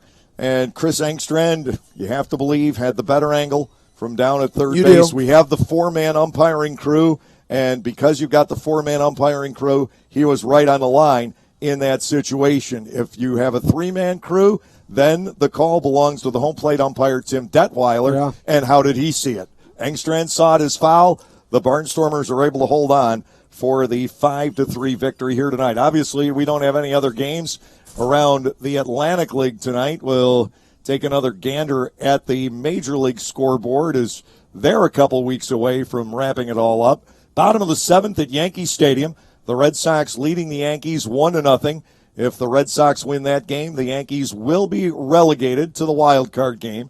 The Red Sox bidding for their 104th win of the season. Their magic number is ridiculous. 2 over the Yankees. So a win tonight would wrap up the division for Boston. The Phillies are up 5-2 over the Mets. Yeah, big sixth inning. That is in inning. the bottom of the sixth inning. Kansas City and Pittsburgh deadlocked at 1. They're in the bottom of the ninth. The chance for the Bucks to walk off. The Baltimore Orioles let the lead get away. They trail the Blue Jays 6-4. In the bottom of the eighth, the Orioles are looking at their 108th loss of this miserable season. Minnesota up 5-2 over the Detroit Tigers. That is in the top of the eighth inning. The Cleveland Indians, behind Corey Kluber's 19th win of the year, defeat the Chicago White Sox 5-3. Kluber is a late season guy. It's how he's won his Cy Young Awards. Yep. He is trying to catch Chris Sale and Blake Snell and get another Cy Young this season. Nationals 4, the Marlins 2. That is in the bottom of the seventh. Strasburg with 11 strikeouts in that game. Cards still lead the Braves 2-1. They've gone to the top of the seventh inning. Cincinnati 3, Milwaukee 1 in the seventh. Tampa Bay up 3-0 behind Blake Snell. Yeah. That is in the bottom of the fifth inning. His ERA 1.08. He is seeking, or 1.98, I should say. He is seeking his 20th win of the season. The Houston Astros have taken a 4-0 lead over the Seattle Mariners. That is in the sixth inning tonight. Cubs and the Diamondbacks just getting started in the desert. It is the Angels at Oakland, San Francisco at San Diego, Colorado against the Dodgers as they duke it out for control of the National League West. The Dodgers doing exactly what everybody thought they would do and take over by the end of this season. They're up by 1.5 game over Colorado. Well, that will do it for us here tonight. I'm going to go rest my voice for a little bit and try to get ready. Hey, it was a fun game. 2 tomorrow night. Marvelous game. Great effort for Nate Reed. Blake Galen doing what Blake Galen does, hitting home runs during the regular season, hitting home runs during the postseason. The 2 tonight is 6th and 7th in 3 postseasons for Galen as a member of the Lancaster Barnstormers. Tomorrow night we'll be on the air once again with the Gockenauer Home Appliances Dugout Report at 6:45. Play-by-play action will follow as the Barnstormers send Jonathan Albaladejo to the mound against James Russell in Game 2 of this best-of-5 series. The Barnstormers are up a game, but there's more work to be done. There is. You want to win tomorrow and not have to take 2 out of 3 at Sugarland's Constellation Field, where the Skeeters have been dominant here in 2018. That'll do it for us here tonight. Now for our PR assistant, Joey Greer, for my partner, Andrew Mossbrooks, I'm Dave Collins. Have a pleasant evening, everyone. And tomorrow night for Game 2, we'll see you at the ballpark.